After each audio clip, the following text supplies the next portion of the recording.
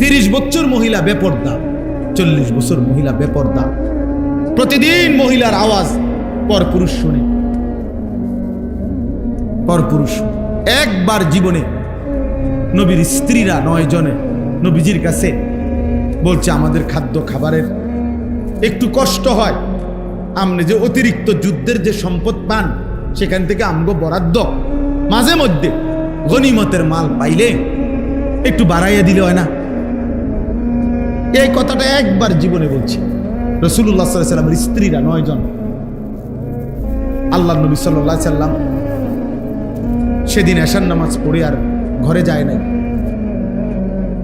মনটা কষ্ট পাইছে, হায় আমার বিবিরা দুনিয়া চাইলো, আমার ঘরে থাইকা আমার বিবি হইয়া ওরা দুনিয়া চাইলো।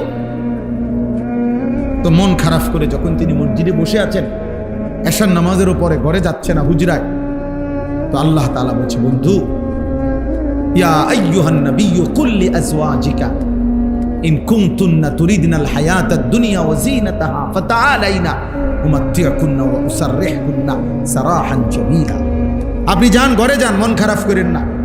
আপনার বিবিদেরকে গিয়ে বলেন, হে বিবিরা, যদি তোমরা দুনিয়া চাও, সম্পদ চাও, তো যা লাগবে, যা কিছু ফার্নিচার, আসবাব, গহনা, কসমেটিক্স যা লাগবে বলো, আমি সব তোমাদেরকে দিয়ে দেব, এক শর্তে, শুধু আমি রাসূলের স্ত্রী, এটা ছেড়ে দিতে হবে। বুঝেন নাই? মুহাম্মদের স্ত্রী থাকতে পারবা না, আমার থেকে তালাক নিয়ে নিতে হইবে, এরপরে যা বলো সব দেব, সব দেব। وَإِن كُنتُنَّ تُرِيدْنَ اللَّهَ وَرَسُولَهُ وَالدَّارَ الْآخِرَةَ فَإِنَّ اللَّهَ أَعَدَّ لِلْمُحْسِنَاتِ مِنكُنَّ أَجْرًا عَظِيمًا। আর যদি আল্লাহকে চাও, রাসূলকে চাও, আখিরাতকে চাও, তো এখন নিয়মিত নেক আমল করতে হবে, মুহসিনাত হইতে হবে, মানে নেককার নারী হইতে হবে। তাহলে আমি আল্লাহ ওয়াদা দিলাম, সর্বশ্রেষ্ঠ বিনিময় জান্নাত দিয়ে দেব। সিদ্ধান্ত নাও, দুনিয়া চাইলে রাসূল ছেড়ে দাও, আল্লাহ রাসূল আখিরাত চাইলে দুনিয়া ছেড়ে দাও। আল্লাহ নবী সাল্লাল্লাহু আলাইহি ওয়াসাল্লাম আম্মা জান আয়েশা রাদিয়াল্লাহু তাআলা আনহাকে বলছে, ঘরে আয়েশা, নবীর স্ত্রী আয়েশাকে, আয়েশা শোনো, তোমাদের দাবি দেওয়ার ক্ষেত্রে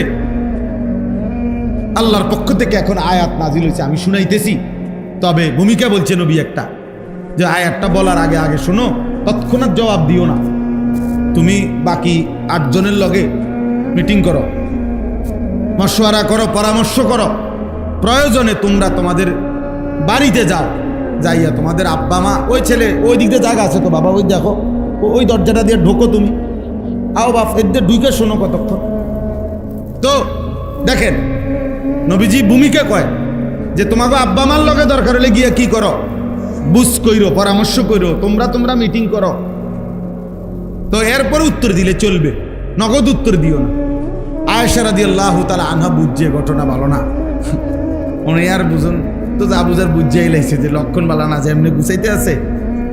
তো বলতেছি, ইয়া রাসূলুল্লাহ, কারে কারে জিগামু এটা পরে, আগে আয়াত বলেন, মানে আল্লাহ কি নাজিল করছে এইটা না আগে কইবেন, পরামর্শ তো কার লগে করবেন সেটা আমি বুঝুন, আপনি আগে বলেন কি ঘটনা, কি আয়াত না কইবেন আগে। তো নবীজি বলছে, আল্লাহ এই আয়াত নাজিল করছে, দুনিয়া চাইলে নাও, রাসূলকে ছেড়ে দাও, আখিরাত চাইলে আল্লাহকে চাইলে, রাসূলকে চাইলে অপেক্ষা করো, আখিরাত মিলবে, আজরে আজিম মিলবে, জান্নাত মিলবে। আম্মা জান আয়েশা রাদিয়াল্লাহু তাআলা আনহা বলেন, আল্লাহর কসম ইয়া রাসূলুল্লাহ, কাউকে জিজ্ঞেস করতে হবে না, বাকিদের লগো পরামর্শের দরকার নাই, মা বাবার পরামর্শ দরকার নাই। যদি আপনাকে হারাইতে হয়, দুনিয়া যদি আমি 100বারও পাই, আমি এমন দুনিয়া চাই, আপনাকে হারিয়ে, আপনার মতো স্বামীকে হারিয়ে এই দুনিয়া আমি 100বার দিলেও নেব। প্রত্যাখ্যান করছি, আরে না বলেন, বলছিলাম একটা আবদার, কিন্তু তার মানে আপনাকে হারাবো? হ্যাঁ, ইয়া নিসা আন-নবিয়্যি মান ইয়াতি মিনকুন্না বিফাহিশাতিন মুবায়্যিনাহ ইউদাআফ লাহাল আযাবু দি'ফাইন। وكان ذلك على الله يسيرا। আল্লাহ বলে দিলেন, হে নবীর স্ত্রীগণ, ইমানদার নারীগণ, শুনে নাও, তোমাদের মধ্য থেকে যে কেউ যেই কোনো রকমের অশ্লীলতা বেহায়াপনা করবে, নারী হয়েও আমি আল্লাহ ওয়াদা দিলাম, কোন ইমানদার নারী যদি জিনা, ব্যভিচার, বেহায়া, হারাম সম্পর্ক কোন ছেলের সাথে, ভিন পুরুষের সাথে, অবিবাহিত কিংবা বিবাহিত, যে কোনো অবৈধ সম্পর্ক, গুনাহের কোনো কিছু করবে, অশ্লীলতা, বেহায়াপনা, আল্লাহ বলেন আমি ওয়াদা দিলাম, ইউদাআফ লাহাল আযাবু দি'ফাইন, তাকে তার প্রত্যেকটা পাপের কারণে দ্বিগুণ দ্বিগুণ শাস্তি দেব। নারী হইয়া বেদ্য হইলা কেমনে? নারী হইয়া চরিত্রহীন হইলা কেমনে? নারী তো সৃষ্টিগতভাবেই লাজুকতা বেশি তার। নারীর শরীরের মধ্যে আল্লাহ হায়া বেশি দিছেন, লজ্জা বেশি দিছেন। সেই নারী যখন লজ্জা ভেঙে ফেলে, ওই মেয়ে যখন অসভ্য হয়, তো এটা একেবারে ফসা দুর্গন্ধ, লাশের চাইতে বেশি দুর্গন্ধ চড়া। হ্যাঁ, কারণ আল্লাহ তাআলা তো পুরুষের চাইতে বেশি হায়া, লজ্জা, শালীনতা নারীর মধ্যে বেশি দিছিলেন। কিন্তু সে যখন ওইটাও ডিঙ্গে এলাইছে, আমরা বুঝেন না কেমন অসভ্য। এই জন্য আয-যানিয়াতু, এই জন্য কোনো ছেলে মেয়ে যদি জিনা করে, নারী পুরুষ যদি জিনা করে, ব্যভিচার করে, আল্লাহ যে শাস্তিটা বলছে কোরআনে, এক্ষেত্রে নারীর কথা আগে বলছে। চুরির ক্ষেত্রে পুরুষের কথা আগে বলছে। আস-সারিকু ওয়াস-সারিকাতু, পুরুষ চোর, মহিলা চোর। আর আয-যানিয়াতু ওয়াজ-যানি, মহিলা ব্যভিচারিণী এবং পুরুষ ব্যভিচারী।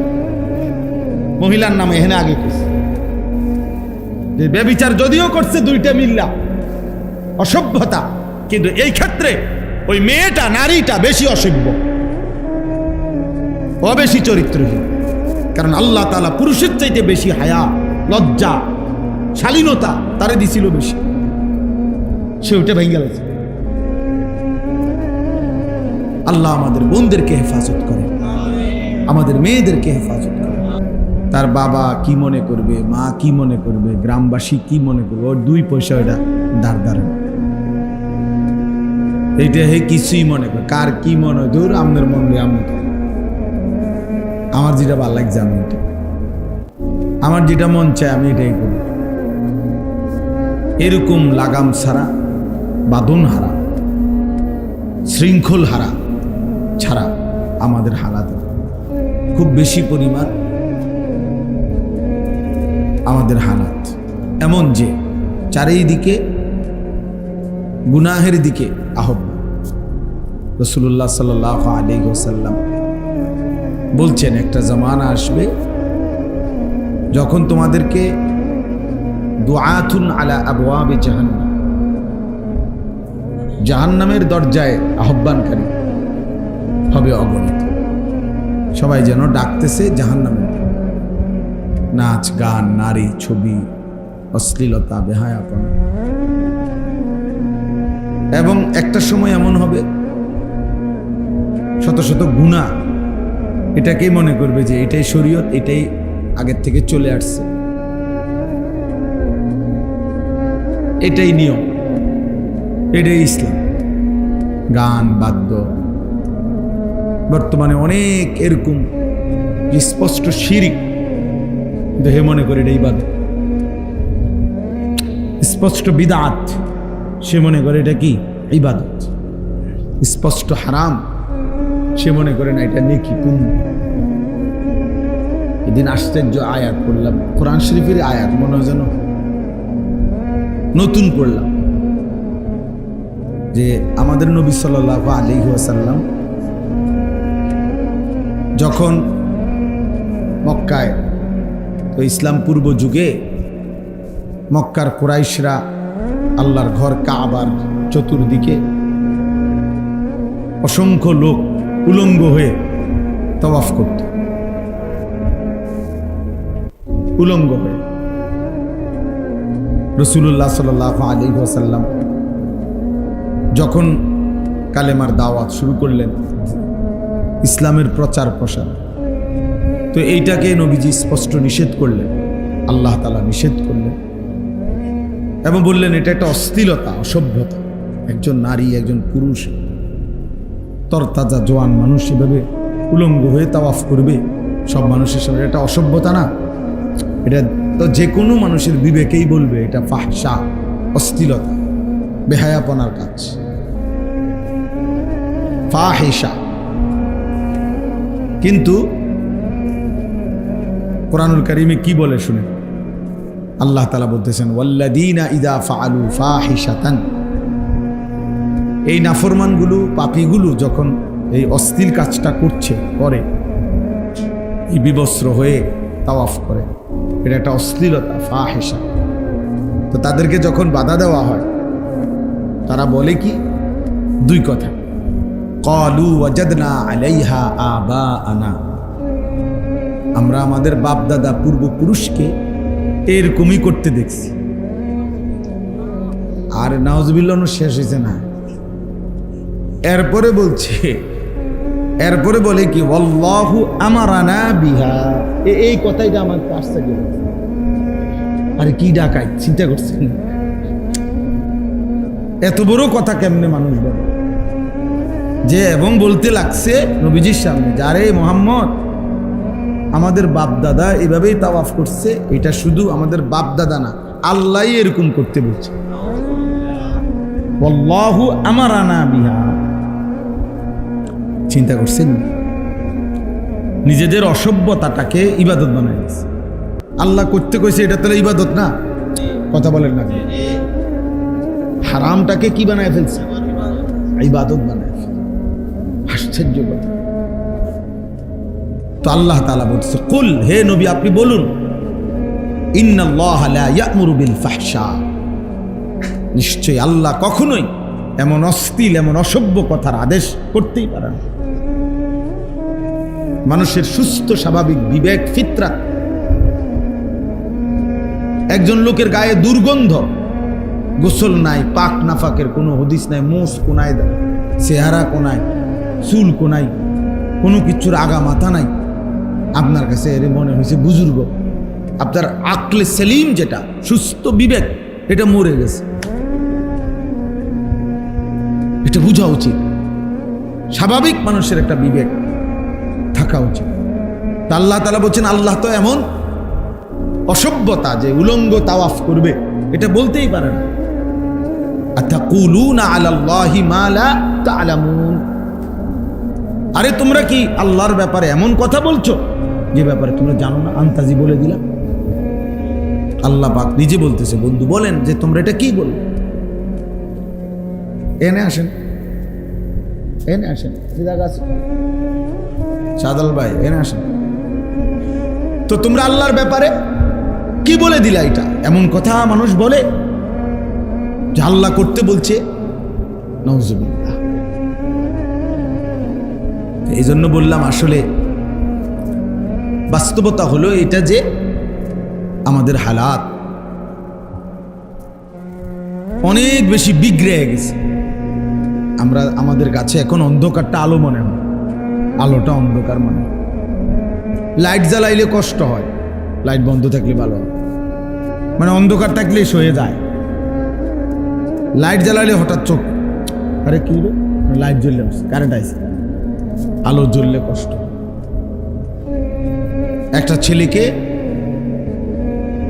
আপনি শুধু একবার বলবেন নামাজের কথা, পাক নাফাক হালাল হারামের কথা, তো সে উত্তেজিত হয়ে যায়। তারে বলেন কোনো মেয়ের সাথে অবৈধ সম্পর্ক হারাম, এটা ঠিক না, তুমি কিভাবে করছো, তুমি এত বড় অন্যায়, তো তার মেজাজ বিগড়ে যায়। যা ভাত খেতাম না, বললেন আপনি, মানে হের মা এটা কইলো কা, যা খাইলাম, ভাত হালাই দিয়ে দিল। মার উপরে জিদ দেখ, মা এটা বললো কিরে ফুট, তুই যে সারাদিন মোবাইল টিপো, এক ওয়াক্ত নামাজ পড়ো না, মনে করেন বললো যা ভাত খেতে, 3 দিন আর ভাত খেতে, হোটেলে খাবে, বন্ধু বান্ধব শয়তান তো আরো আছে এই সাথে, বাকি শয়তানরা খাওয়াবে, বুঝেন না? তো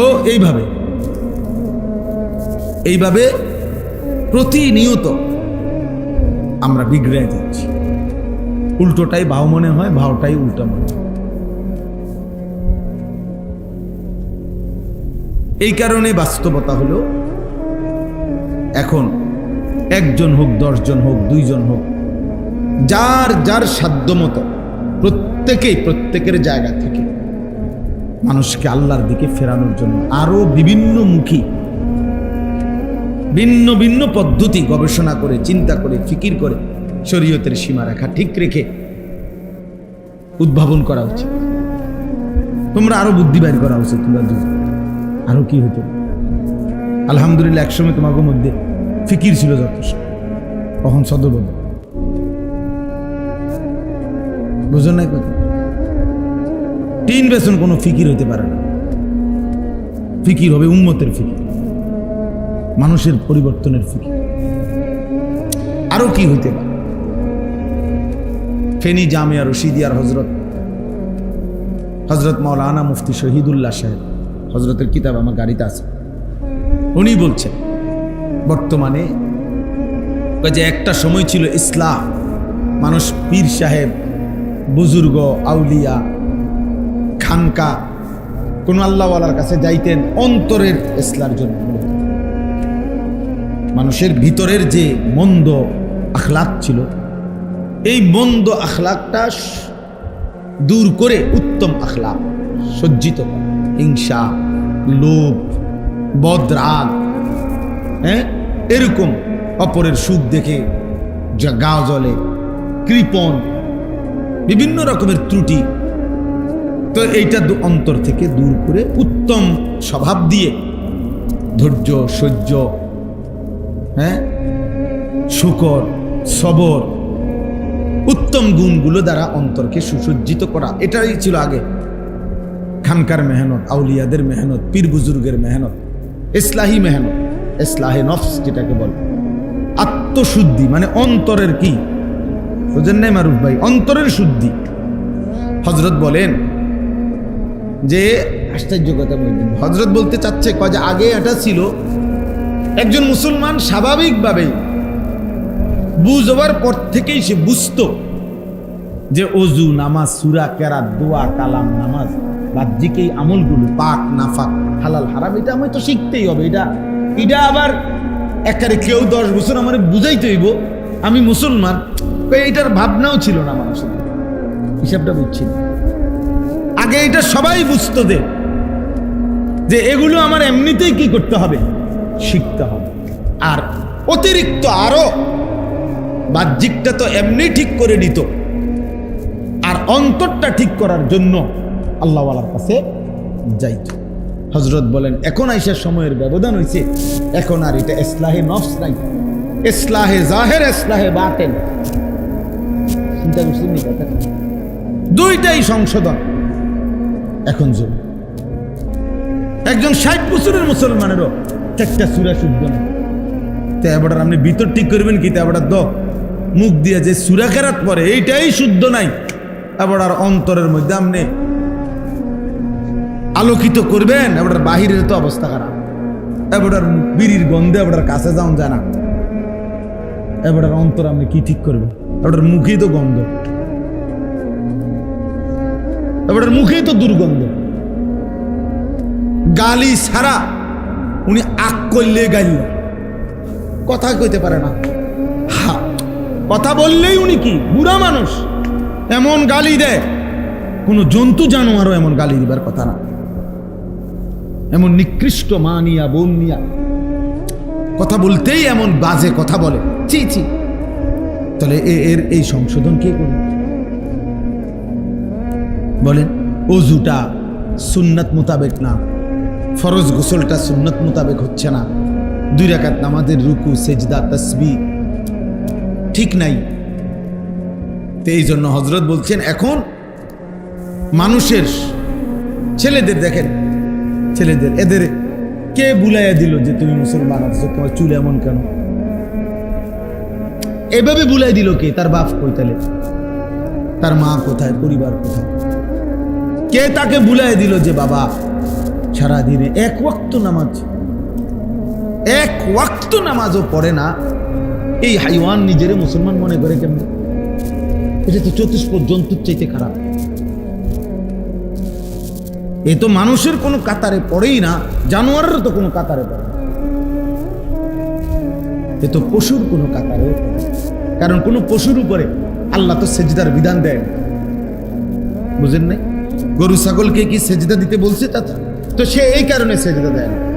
কোনো গরু ছাগল সেজদা দেয় না কেন? সেটার কি না, মুকাল্লাফে না, তারে কোনো আল্লাহ বলেই নাই।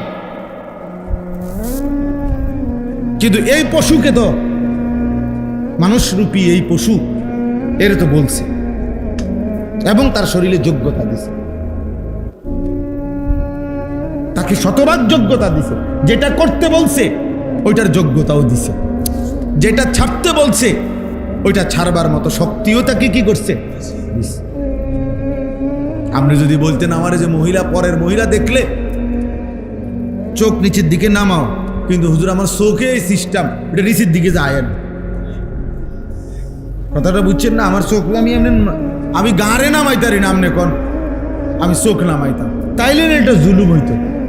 কিন্তু এখন গার নামাইবার সুযোগ আসেনি, তাহলে এই জন্যই তো বলছে। তাহলে যেই নিষেধ করছেন মালিক, সেই নিষেধ মানার যোগ্যতা দিয়েছেন কিনা? যেই আদেশ করছেন সেই আদেশ পালন করার যোগ্যতা দিয়েছেন কিনা? তাহলে এ তো পশুর চাইতে নিকৃষ্ট। আমি যে প্রত্যেক দিন কই এটা, আমি যে প্রতিদিন বলি যে এটা কেন বলবো না এটা? তাইলে বলেন, এই জন্য বললাম আমরা এই 10 জন মানুষ, মহিউদ্দিন ভাই একাই ফিকির করেন, আমরা কোনোদিন পারলে আসবো, কোনোদিন পারলে, কিন্তু মানুষের পরিবর্তন ফিকির করেন। আপনারা আপনাদের জায়গায় তো একজন মানুষকে টার্গেট করেন যে চাচা ভাই আপনি শুনবেন নি আমার কথা, আমি আপনাদেরকে দূর কইরা শুনাই। কিতাব থেকে তালিম করেন,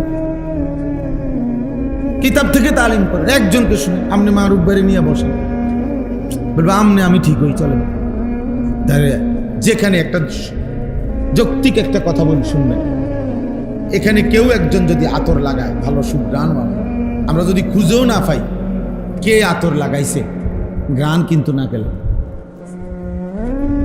এখানে কোনো এক কোনার মধ্যে যদি পায়খানা লাগে, কারো পায়ে, কারো হাতে, কারো কোনা খান দিয়া, আমরা সবাই কিন্তু যদি নাও খুঁজে পাই, যদি স্বীকারও না করে, দুর্গন্ধ তো না গেলেন।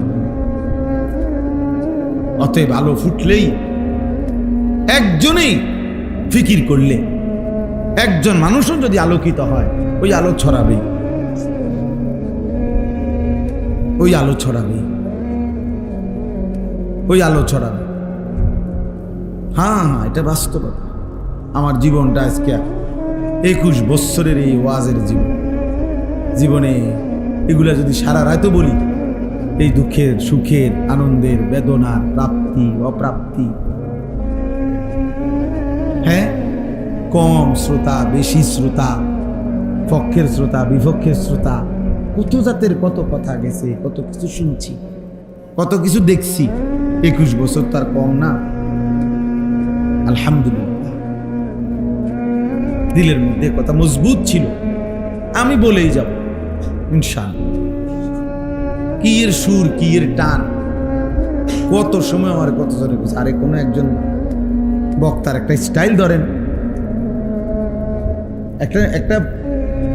একটা কাটিং তো ধরা উচিত। কোনো কাটিং কুটিং নেই, ওই এলো উড়ে এলো, কি এর আবার কাটিং কুটিং? বলতে থাকো দুমান, আল্লাহর জন্য বলতে থাকো, আল্লাহর জন্য বলতে থাকো। খুশি হইলেও আল্লাহর জন্য, কষ্ট দিলেও কার জন্য? গমে আশিকি তেরা শুকরিয়া, মানে এশক মহব্বতে আল্লাহর ভালোবাসার গম, ব্যথা, কষ্ট, এর জন্য শুকর আল্লাহ।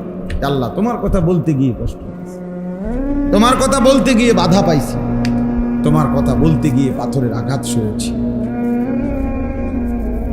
তোমার কথা বলছি। নবী সাল্লাল্লাহু আলাইহি সাল্লাম হাশরের ময়দানে তো বলবেন না, আল্লাহ তোমার কথা বলতে গেছি বলেই তো তায়েফের বাচ্চারা আমার পাথর মারছে, তোমার কথা বলতে গিয়েছি বলেই তো, তোমার দিন উঁচা করতে চেয়েছি বলেই তো উহুদের ময়দানে দান দান শহীদ করতে হয়েছে তোমার জন্য। গমে আশিকি তেরা শুকরিয়া মাই কাহা কাহা সে গুজর গায়ে। প্রতিটা গম মানে ব্যথা, দুঃখ, বেদনা, এটা ভালোবাসার বেদনা। গোলাপ ফুল ছিঁড়তে হলে দুই একটা কাঁটার খোঁচা কি লাগে, দুই একটা কাঁটার খোঁচা কি করবে, লাগবেই, তখনই গোলাপ ছিঁড়তে পারে। এই জন্য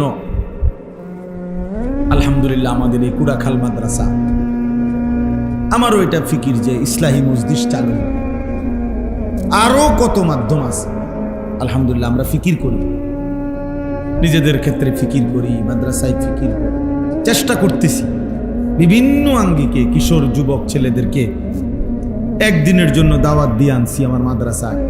প্রায় 450-500 ছেলে স্কুল কলেজ ইউনিভার্সিটির জন্য এবছর 8ই ফেব্রুয়ারি প্রায় 450-500 ছেলে সকাল 10টা থেকে মাগরিব পর্যন্ত ছিল। এই তাদেরকে বিভিন্ন সূরা, কেরাত, দোয়া, কালাম, নসিহত শেখানো হয়েছে। এই মাসে 5, 6, 7 3 দিন ব্যাপী প্রায় 350 ছেলে স্কুল কলেজ ইউনিভার্সিটি, আমাদের মাদ্রাসা তখন বন্ধ ছিল, এই বন্ধকালীন 3 দিন লাগাতার আমি নিজেও থাকছি, কোনো মাহফিলেও যাইনি, মহিউদ্দিন ভাই পুরা সময় ছিল। প্রায় 30 জন মুআল্লিম দিয়ে এই ওযু, নামাজ, সূরা, কেরাত স্কুল কলেজ ইউনিভার্সিটির ছেলেদেরকে, জেনারেল ছেলেদেরকে, মুরুক্ষ হোক, শিক্ষিত হোক, দিন মজুর হোক, শেখাইবার চেষ্টা করছি। আলহামদুলিল্লাহ আল্লাহ করাইছে। প্রায় 350 ছেলে ছিল আমাদের সব মিলে। তার মানেও এখনকার পর্যন্ত এক হলো ফিকির, বহু আইটেম, আরো কি হইতে পারে, আরো কি হইতে পারে। আমাদের বুজুর্গরা 1 মিনিটের মাদ্রাসা বই লেখছে, বইয়ের নামে 1 মিনিটের মাদ্রাসা, মানে 1 মিনিট সময় দিবেন, 5টা দিনই কথা জানবেন, 1 মিনিটে 1 মিনিট শুধু পড়বে, আপনি শুধু কথা শুনবেন। 5 মিনিটের মাদ্রাসা, আমাদের বুজুর্গদের বই আছে মোটা, 5 মিনিটের মাদ্রাসা, 5টা মিনিট শুধু বসবেন, 5 মিনিটে দিনের অনেকগুলো কথা শুনবেন, দিনের অনেক কথা শুনবেন। শায়েখে দেওয়ানা আমি হযরতের কাছে একবার গেছি, বাংলাদেশের একজন বড় বুজুর্গ, গাজীপুরে অধ্যক্ষ মিজানুর রহমান চৌধুরী দামাত বারাকাতুহু, ওনার সাথে একবার আমরা দেখা করতে গেছি 8-9 জন, দুপুরের টাইম, জোহরের নামাজের পর পর, জোহর পড়ছি ওখানে। তো উনি আমগোর সাথে মুসাফা করে বলতেছে, মাওলানা আমার কলেজে, উনি একটা বড় কলেজেরও প্রিন্সিপাল, কলেজে আমার একটা জরুরি সই দিতে হবে, সিগনেচার, আসতে যাইতে আমার আধা ঘন্টা সময় লাগবে। আমার একজন কারি সাহেব, উনি কারি সাহেব ডাইকে আনছেন, কারি সাহেবরে আপনাদের কাছে দিয়ে গেলাম, আমি আসতেছি, একসাথে এসে খানা খাবো, আপনাদেরকে সাথে নিয়ে এই আধা ঘন্টা আমার কারি সাহেবের কাছে আপনারা একটা সূরা মস্ক করবেন, আপনারাও শোনাবেন, উনিও আপনারাও শুনবেন। বিশ্বাস করেন আমিও শুনাইছি, আমিও আলহামদুলিল্লাহ সূরা ওনারে শুনাইছি, উনি বলছে ঠিক আছে, মস্ক করছি। তাহলে আধা ঘন্টা টাইম যাতে নষ্ট না হয়, এই জন্য উনি ইন্তজাম করে দিয়ে গেছে। এই জন্য আলহামদুলিল্লাহ আমি জাস্ট বললাম, আমার একটা শেষ কথা হলো, আমার একটা স্লোগান, আল্লাহ যদি আমাকে হায়াতে বাঁচায় ইনশাআল্লাহ, আমার আশা যে আমি এমনভাবে চালু করতে চাই যার সময় যতক্ষণ দিন শিখবে ততক্ষণ, এটা আমার স্লোগান, যার সময় যতক্ষণ দিন শিখবে, যে দূরে লেগাইবে তালিমুদ্দিনের নাচ ইনশাআল্লাহ। তালিমুদ্দিনের পুরা বই অক্ষরে অক্ষরে পড়তেছি, যখন তো আলাদা শিক্ষক, আলাদা ভবন, আলাদা সব ইন্তজাম করবো ইনশাআল্লাহ, আল্লাহ যদি বাঁচায়, না বাঁচলে অন্য কেউ করবে ইনশাআল্লাহ, আমাদের পরে আরো আছে, পরের জেনারেশন করবে। তো দিন শিখা দরকার, একটা সূরাই ঠিক করা দরকার। 3 ঘন্টার জন্য আসছেন, আপনি ওযুটা ঠিক করে যান, বুঝেন না চাচা? আমার রুকুটা আমি দেখে যাই যে আমার রুকুটা হচ্ছে কিনা, একজন আলেম দিন যদি সার্টিফিকেট দিয়ে দেয়, বলে দেয়, ঠিক করে দেয়, বাহ, আমার সারা জিন্দিগির রুকুটা হয়ে গেল। রুকু ফরজ। সূরা কেরাত নামাজের মধ্যে সূরা মিলানো ফরজ। অশুদ্ধ হইলে হবে না, হবে না, ওই নামাজ আদায় হবে না। আলহামদুলিল্লাহ এখন আসতে যেখানে মাগরিবের নামাজ পড়ছি এক জায়গা, আল্লাহর শুকর যে আবার ফরন লাগছে নামাজ। কষ্ট করে জামাতে শরীক হয়েছিলাম, হ্যাঁ বেটার পড়া হইন না, বুঝা গেছে কারবার হচ্ছে না এই নামাজ হইতে, আবার পড়ছি আলগা, আবার একা পড়ছি নামাজ। ছেড়ে দিয়ে বাইরে গেল তো সব মানুষ আমার চিনে, জামু করে দেখছে তো আমার মাঝখান দিয়ে দৌড় দিলে তো করবো রোজু গেছে। বলে তাহলে মসজিদ তো টাইলস, মসজিদের ভেতর বাহির বারান্দা বাথরুম টয়লেট সবই তো কি অত্যাধুনিক মসজিদ। SS5 এর গেট, SS5 এর জানাবো মনে করো, এটার নাম দিন। অথচ নামাজগুলো হচ্ছে না মুসলমানের, তো কি অবস্থা হবে এই বেচারা? এই টাইলস দিয়া হবে কি? খোঁজার দরকার নেই কোন মসজিদ, কেউ জিজ্ঞানোর দরকার, আমরা দরকার কি? আমার কথা হলো এরকম একটা তো না, বলে না সারা বিশ্বে বাংলাদেশে শুধু এই একটা মসজিদের, শত শত মসজিদ। আল্লাহ তাআলা আমাদেরকে বুঝ দান করেন। এই জন্য আপনাদের কাছে আমার অনুরোধ, এই গ্রামের পাড়া, এই বাড়ির যারা আছেন, যে কয়জন আছেন, আপনারা ফিকির করবেন, উদ্যোগ নেবেন। আপনাদের এই মাদ্রাসা কিভাবে মানুষকে দিন পৌঁছানো যায়, দিন পৌঁছানো যায়। ছেলেদেরকে বাঁচানো দরকার, ফেরানো দরকার। মোবাইলটা থাকতো না আসলে শেষ পর্যন্ত। ফেসবুক, ইউটিউব এগুলা টিকবে না বেশি দিন, এমনই টিকতো না, এমনই না। এই নতুন লেটেস্ট যে চ্যাট জিপিটি, AI সহ আরো কিছু নতুন যে অ্যাপস আইছে, নতুন প্রযুক্তি, এগুলা উড়ে যাবে, কিচ্ছু না, এগুলো কেউ দেখতো না। সিস্টেম হলো এমন যে 800 কোটি মানুষের পিছনে প্রযুক্তি, বর্তমান আধুনিক প্রযুক্তি সিস্টেম এমন বানাইছে 800 কোটি মানুষের সাথে মনে হয় যেন একজন একজন করে জিন লাগায় রাখছে, জিনের মতো। অর্থাৎ আপনার চিন্তা, চেতনা, ইচ্ছা, আকাঙ্ক্ষা, ভাবনা কি, ওইটা পর্যন্ত সে বলে দিবে। আপনি শুধু সার্চ দিয়ে জিগাইবেন যে আনিসুর রহমান আশরাফী সাহেব কি পছন্দ করে, ওনার বয়ান কি বলতে ভালো লাগে, ওনার কাছে কই আছেন, হে আপনার জিনের মতো করে। হ্যাঁ, তুমি দেখো AIতে আমার নামে জিগাই দেখেন কি করে, ঠিক যেটা আপনারা শুনছেন এমনই করি। আশ্চর্য। কুমিল্লা শহরে ঠাকুরপাড়া বাসা দুইজন তো বলে এটা কিটা মানুষ না জিন, আল্লাহ। তাইলে প্রতিটা মানুষকে পরিবর্তন করার, তারা তাদের মতো করে ইহুদিরা, খ্রিস্টানরা, ইসলাম বিরোধীরা বানানোর ষড়যন্ত্র। চুল, চেহারা, লেবাস, পোশাক তো বদলেই দিছে, দেখলে কি আর বোঝা যায় এক নজরে সে মুসলমান? দাড়িবিহীন মানুষ কেমনে বুঝবেন সে মুসলমান? চুল কাফের বেঈমানের মতো কেমনে স্বীকৃতি, আমরা সাক্ষী দিবেন কিভাবে, কোন যুক্তিতে? ও মুসলমান কিসে?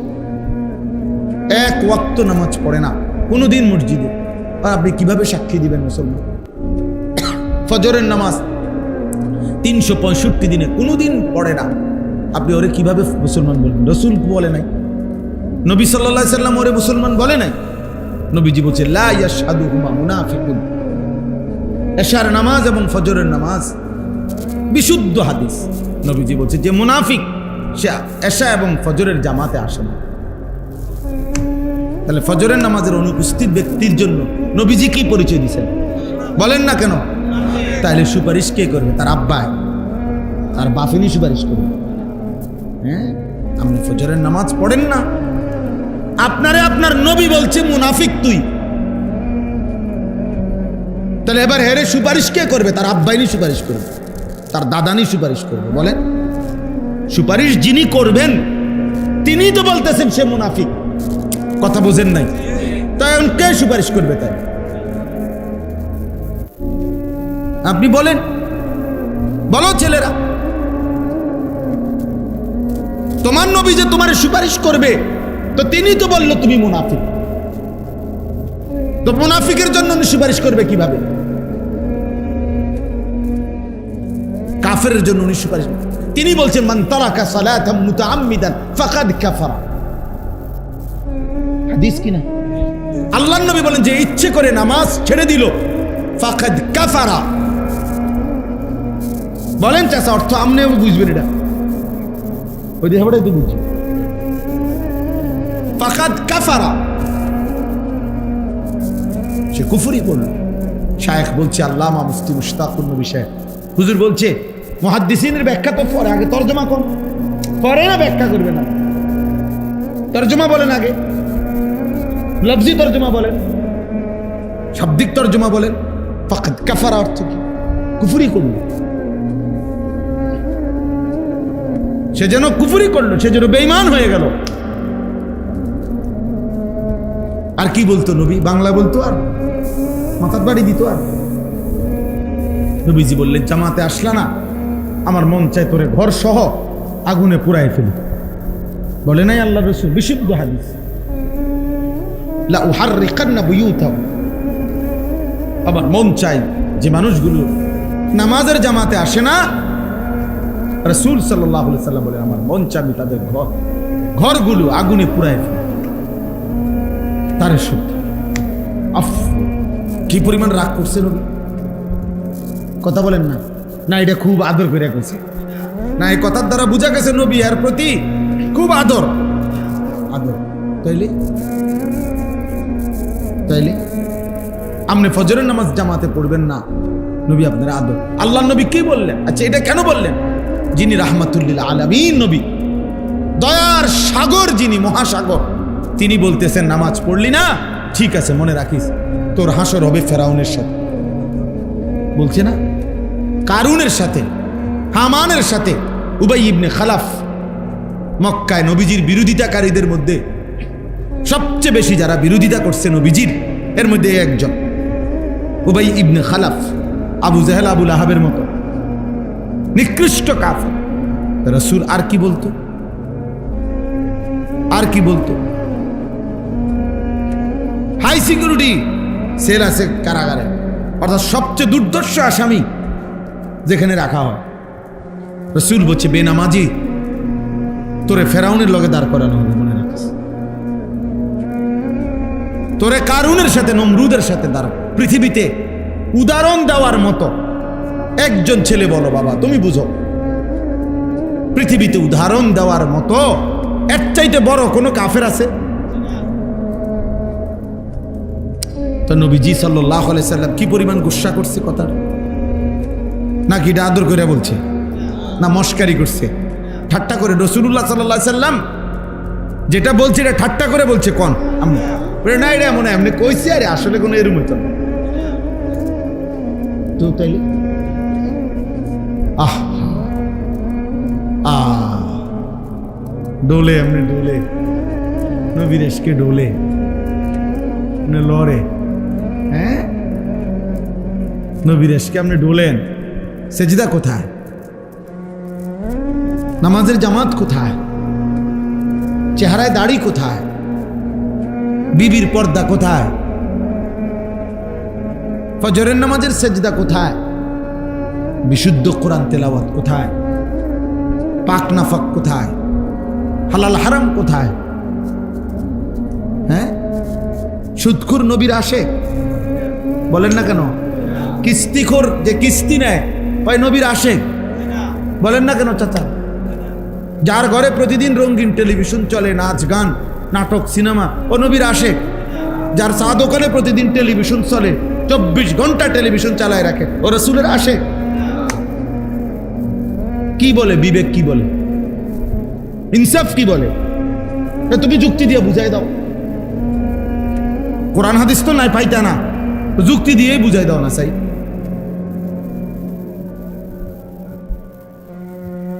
অথচ আল্লাহ তাআলা নবী সাল্লাল্লাহু আলাইহি ওয়াসাল্লামকে কি পরিমাণ ভালোবাসতেন, কি পরিমাণ ভালোবাসতেন। কি পরিমাণ মহব্বত করত। পুরাটা জীবন খুঁজে খুঁজে আমরা সেই নবীর বিরোধিতা করে করে, অথচ আমরা রাসূলুল্লাহ সাল্লাল্লাহু আলাইহি ওয়াসাল্লামের ভালোবাসার দাবি করছি।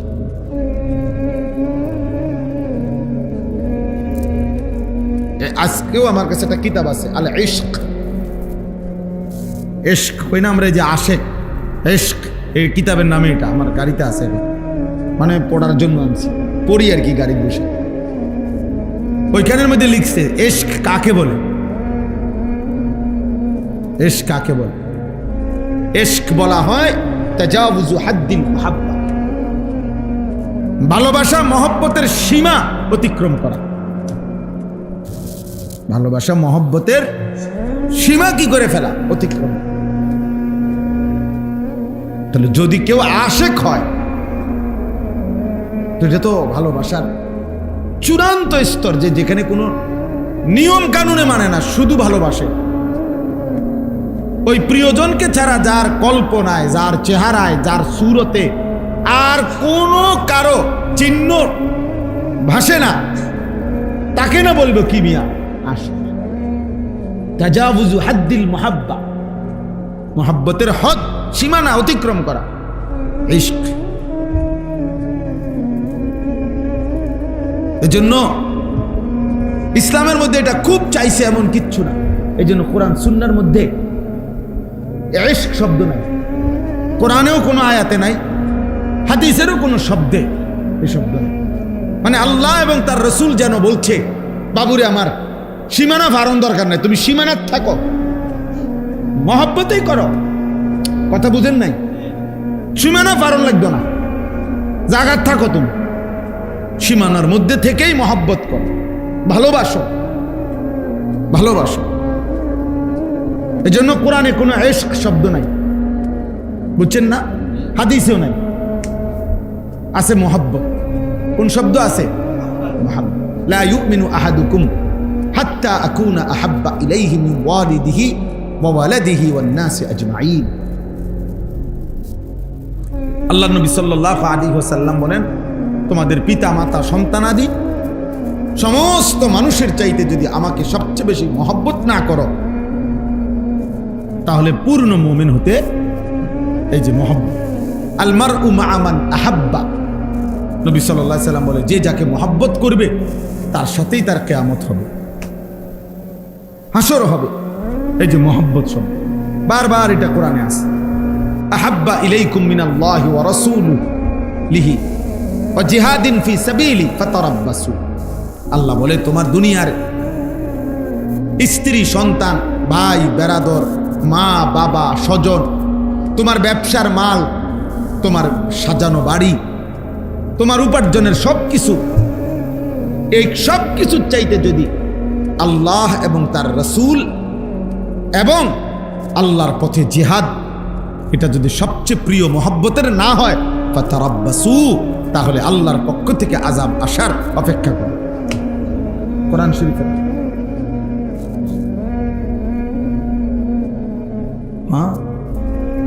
ইন্নামা ওয়ালিয়ুকুমুল্লাহ ওয়া রাসূলুহু ওয়াল্লাযীনা আমানু আল্লাযীনা ইউকিমুনাস সালাহ। আল্লাহ তাআলা বলছে, নিশ্চয়ই মুমিন তোমাদের বন্ধু আল্লাহ, এরপরে তোমাদের বন্ধু রাসূলুল্লাহ, এরপরে তোমাদের বন্ধু মুমিন মুত্তাকি ইমানদার। ওয়াল্লাযীনা আমানু আল্লাযীনা ইউকিমুনাস সালাহ, শুধু মুমিন না, ফাসিক মার্কা মুমিন না, বরং নামাজি মুমিন, মুত্তাকি মুমিন তোমাদের বন্ধু, তোমাদের বন্ধু। কোরআনের আয়াত, ফাল্লাযীনা আমানু বিহি ওয়া আযযারুহু ওয়া নাসারুহু ওয়াত্তাবাউ নূর আল্লাযী উনজিলা মাআহু। আল্লাহ তাআলা বলছেন, উলাইকা হুমুল মুফলিহুন, যারা আমার রাসূলের প্রতি ঈমান আনবে, আমার রাসূলকে দ্বীনের কাজে সাহায্য করবে, আমার রাসূলকে সম্মান করবে, আমার রাসূলের উপরে নাজিলকৃত কোরআনকে অনুসরণ করবে, আল্লাহ বলেন, আমি বলে দিলাম নিশ্চিত তারা সফল, কামিয়াব, জান্নাত। অনুসরণ করতে হবে। তাইলে বাপ, আমরা প্রত্যেকেই এটা বুঝা দরকার, আমাদের জীবন আমরা যদি আরো 1000-12 বলার সুযোগ পাই, বড় মাহফিল বলেন, ছোট মাহফিল বলেন, 1 জন বলেন, 10 জন বলেন, জুমার বয়ান বলেন, খানকা বলেন, পীর বলেন, আউলিয়া বলেন, বুজুর্গ বলেন, মাদ্রাসা বলেন, মসজিদ বলেন, মাহফিল বলেন, সম্মেলন বলেন, মাকসাদ একই কথা, আল্লাহ তাআলার ভালোবাসা অর্জন করা, রাসূলুল্লাহ সাল্লাল্লাহু আলাইহি সাল্লামের ভালোবাসা অর্জন করা, জাহান্নাম থেকে বাঁচার চেষ্টা করা, জান্নাতের আমলগুলো করে জান্নাতে যাওয়ার কি চেষ্টা করা, কবরের আযাব থেকে বাঁচার চেষ্টা করা। এই তো কথা, এই তো কথা। চাঁদের দেশের থেকে হুজুর আইলেও তো এই কথা, মাটির তলের থেকে হুজুর বাইরেও তো কি এই মোটা তাজা হুজুর হোক, শিক্ষণ হুজুর হোক, কথা তো এই। ঘুরে ঘাড়ে এগুলোকেই ভিন্ন ভিন্ন আঙ্গিকে বলতেছে, আলাদা আলাদা বলার দ্বারা এক ধরনের, এটার মধ্যে একটা মজা পাওয়া যায় যে এক এক সময় এক একজন থেকে শুনলাম কথা একই, ঠিক আছে, সেটা তো দোষণীয় না, কিন্তু মূল মাকসাদ তো আখিরাত। মূল মাকসাদ কি? আখিরাত। আমাদের জীবন আখিরাত, আমাদের জিন্দেগি আখিরাত। আমরা ভুলে গেলেও আখিরাত হবে। আমরা যদি নিজের জীবনে এক বিন্দু কদর না করি, এই রং তামাশা, ফুর্তি, আনন্দ, এগুলোতে আমরা শেষ করে ফেলি, আল্লাহকে যদি আমরা ভুলে যাই, কিন্তু এরপরও আমাদের বাস্তবতা এটাই যে আমাদেরকে কবরে যাইতে হবে, আল্লাহর সামনে যেতেই হবে, আল্লাহর মুখোমুখি হতে হবে। আল্লাহর ক্ষমতা, আল্লাহর নজর, এখান থেকে আমাদের কোনো আড়াল করার সুযোগ নাই। আছে কোনো? আছে না। আল্লাহ তাআলা আমাদের জন্য রাসূল সাল্লাল্লাহু আলাইহি সাল্লামকে দিয়েছে যে তোমাদেরকে আমি কষ্ট করে কোনো কিছু গবেষণা করে বের করতে হবে না, আমি প্র্যাকটিক্যাল, আমি কোরআন সুন্নাহর মধ্যে যা বলেছি আমার নবী সাল্লাল্লাহু আলাইহি সাল্লামের জিন্দেগির মধ্যে তা বাস্তবায়ন করে দেখায় দিছি। শুধু যদি এখন বলতো যে আল্লাহ বলছে নামাজ আদায় করো, তো না আমরা যদি মিটিংয়ে বইতে হইতো নামাজ কয় রাকাত পড়লে ভালো হয়, কোন টাইমে পড়লে ভালো হয়, রুকুটা আগে দিলে ভালো হয় না সেজদা আগে দিলে ভালো হয়, সেজদা দুটো দিবেন না রুকু দুটো দিবেন, চিন্তা করে চান কার কি খেয়াল কোন। তো এইভাবে যদি আমরা মিটিং করে 2 রাকাত নামাজ ঠিক করতে হয়, আপনি কোন না এমন অবস্থাটা কি? টাইমটা মিলান যাবো, 5 ওয়াক্তে টাইমটা মিলানো যাব, রুকু সেজদা মিলানো যাইব, কি পিঠা লাগবে, আর বাকি কাম তো পরে, আরো তো আমল রয়েছে এই বকর, এগুলার বেড়া এগুলা তো আগে তো নামাজে ঠিক করতে পারিয়েন না। হ্যাঁ, সাহাবায়ে কেরামের জীবনে এমন হয়েছে। রাসূলুল্লাহ সাল্লাল্লাহু আলাইহি সাল্লাম একবার শুধু মশওয়ারা করতে চাইছে, আজান মানে কেমনে ডাকলে ভালো হয় নামাজের জন্য। ওনারা এক একজন এক এক বুদ্ধি দিতে দিতে নবী সাল্লাল্লাহু আলাইহি ওয়াসাল্লাম শেষে বলছে সব বুদ্ধি আগে তো আজকে শেষ, মানে আজকে আর কি হতো না, ফায়সালা করা যাচ্ছে না, মানে এত বুদ্ধি, অবার বুদ্ধি। তার ফলে তোমরা যার যার বুদ্ধি নিয়ে যাও, ঘুমাও, পরে জানাও কি হয়। আল্লাহ তাআলা ওই রাত্রিতেই আল্লাহ যেন বলতেছে, ইয়া রাসূলুল্লাহ, বন্ধু বুদ্ধি বেশি হয়ে গেছে, কালকে পর্যন্ত রাখলে এ বুদ্ধি মানে এগুলা পরে সামালে দন যেত না। এই জন্য তাৎক্ষণিক আল্লাহ তাআলা ওই রাত্রিতেই ফেরেশতা 2 জন পাঠিয়ে সাহাবায়ে কেরামের কলিজায় স্বপ্নের মাধ্যমে আজান শিখায় দিছে। হযরত আব্দুল্লাহ ইবনে যায়েদ ইবনে আব্দ রাব্বিহি রাদিয়াল্লাহু তাআলা আনহু, তিনি আইসা সকালবেলা সর্বপ্রথম নবীজির কাছে বলছি, ইয়া রাসূলুল্লাহ, আমি গতকালকে রাত্রে দেখছি 2 জন ফেরেশতা আমাকে এভাবে এই বাক্যগুলো শিখাইয়া বলছে মানুষকে নামাজের জন্য ডাকতে। তো আল্লাহ নবী সাল্লাল্লাহু আলাইহি ওয়াসাল্লাম বলছে সাদাকা, সে সঠিক বলেছে। আর হযরতে বেলালকে বলছে তুমি তার থেকে কথাগুলো শিখে আজান দাও। হযরতে বেলাল যখন আজান শুরু করছে, এই প্রথম পৃথিবীর ইতিহাসে প্রথম বেলাল যখন প্রথম উচ্চারণ করছে, কিতাবের মধ্যে আছে হযরত ওমর রাদিয়াল্লাহু তাআলা আনহু, ওমর তখন লুঙ্গি চাদর গায়ে দিয়া অর্ধেক দিছে, অর্ধেক হেসরাইয়া দিছে, দৌড় নবীজির কাছে, মানে চাদরটাও ঠিক মতো কি করে নাই, দৌড়াইয়া এসে বলছে, আল্লাহর কসম নবী, এই হুবহু স্বপ্ন তো আমিও দেখছিলাম, এই বাক্যগুলো আমি দেখছি, আমি তো মনে করছিলাম আমি আইসা আগে বলমু, হায় পারলাম না, হয়তো আগে কইলাইছে আইসা, বুঝছেন না?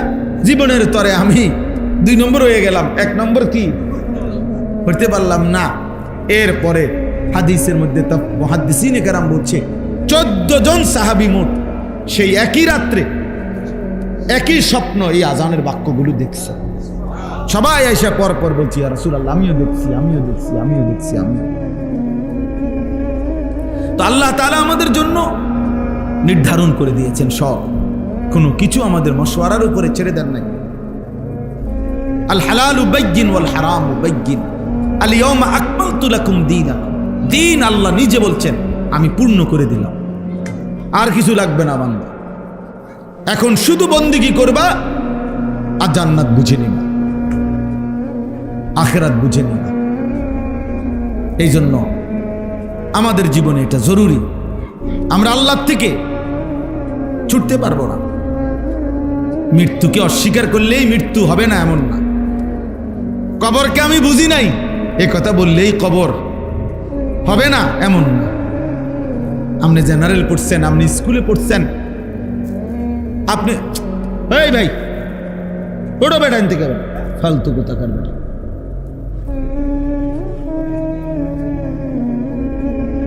তুমি শুনবা না তোমার বয়ান, তামাশা আর কি।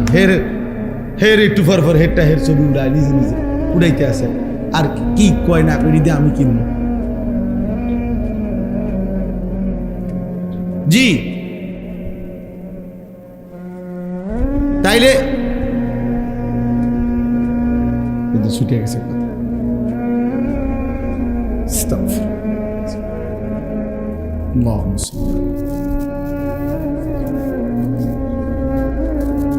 সবকিছু রব্বুল আলামিন বুঝাই দিয়েছে, স্পষ্ট করে দিয়েছে। 23টা বছরে নবী সাল্লাল্লাহু আলাইহি সাল্লাম বলছেন ওয়াল্লিমুকুম কুল্লা শাই আনা লাকুম মিসলাল ওয়ালিদ। আমি এক পিতার মতো উম্মত, আমি তোমাদেরকে সব শিখিয়ে যাব, সব বলে যাব।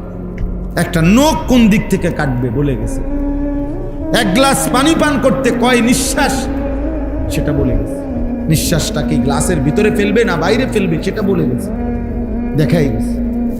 বাম পাও দিয়ে বাথরুমে ঢুকবো না ডান পাও দিয়ে ঢুকবো, এটা পর্যন্ত উম্মতকে শিখাই গেছে। আবার বের হইতে সময় ডান পাও দিয়ে বাইর হইব না বাম পাও দিয়ে বের হবে, উম্মতকে এটা বলে দিছে।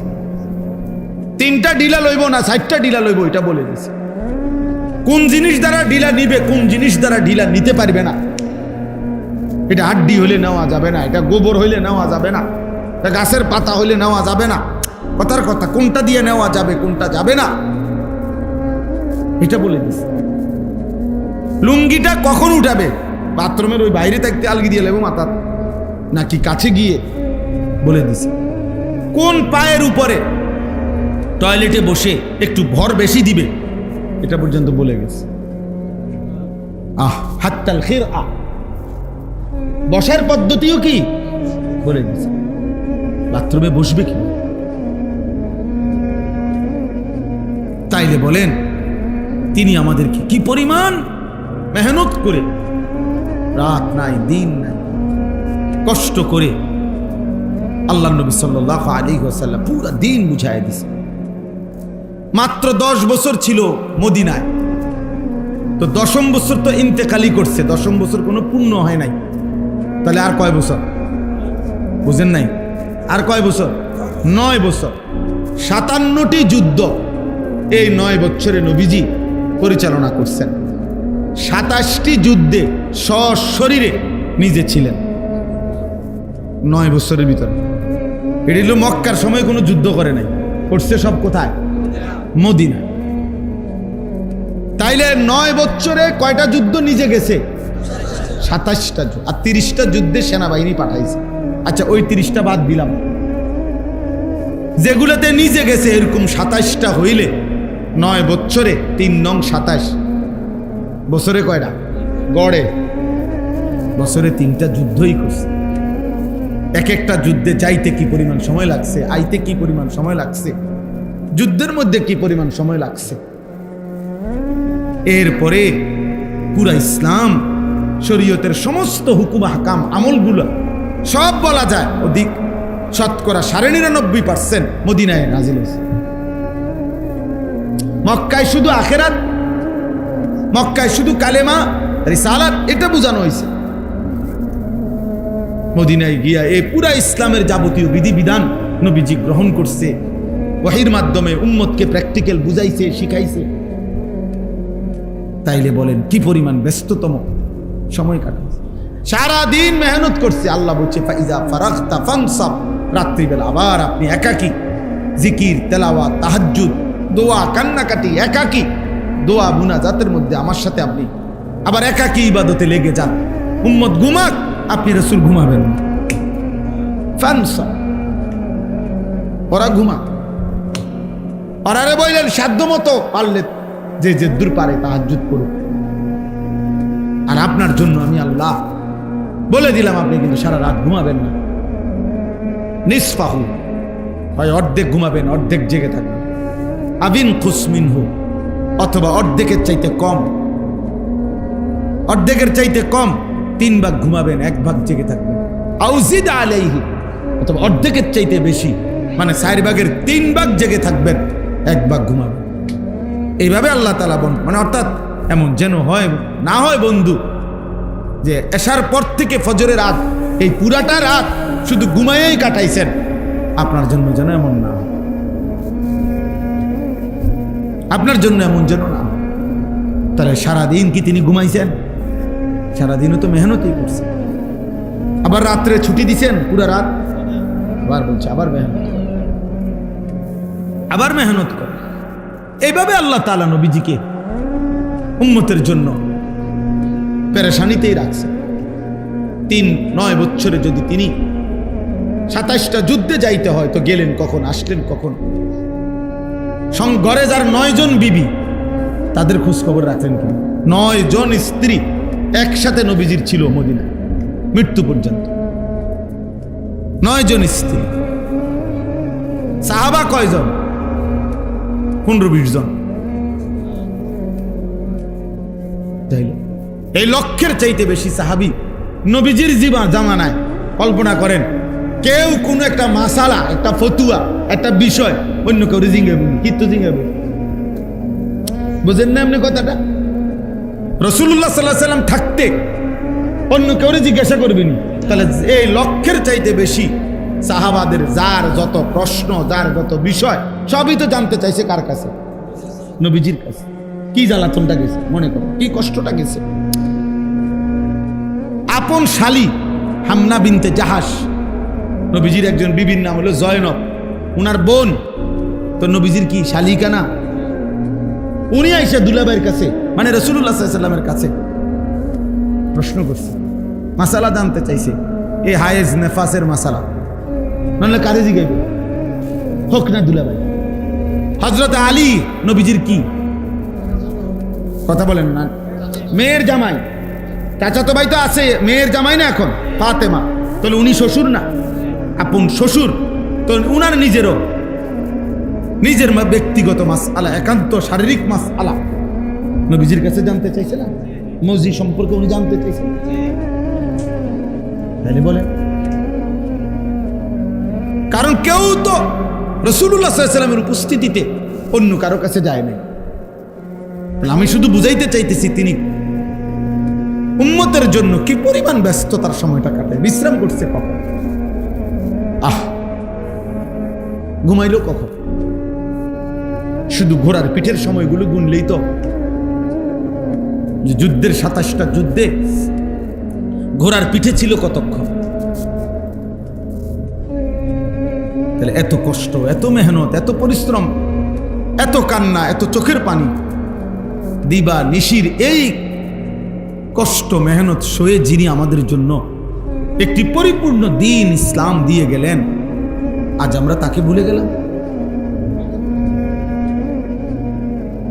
আজকে জওয়ান বলেন, বুড়ো বলেন, বাচ্চা বলেন, শিশু বলেন, সবাই যেন প্রতিযোগিতা করতেছে কিভাবে নবীজির সুন্নত ত্যাগ করা যায়।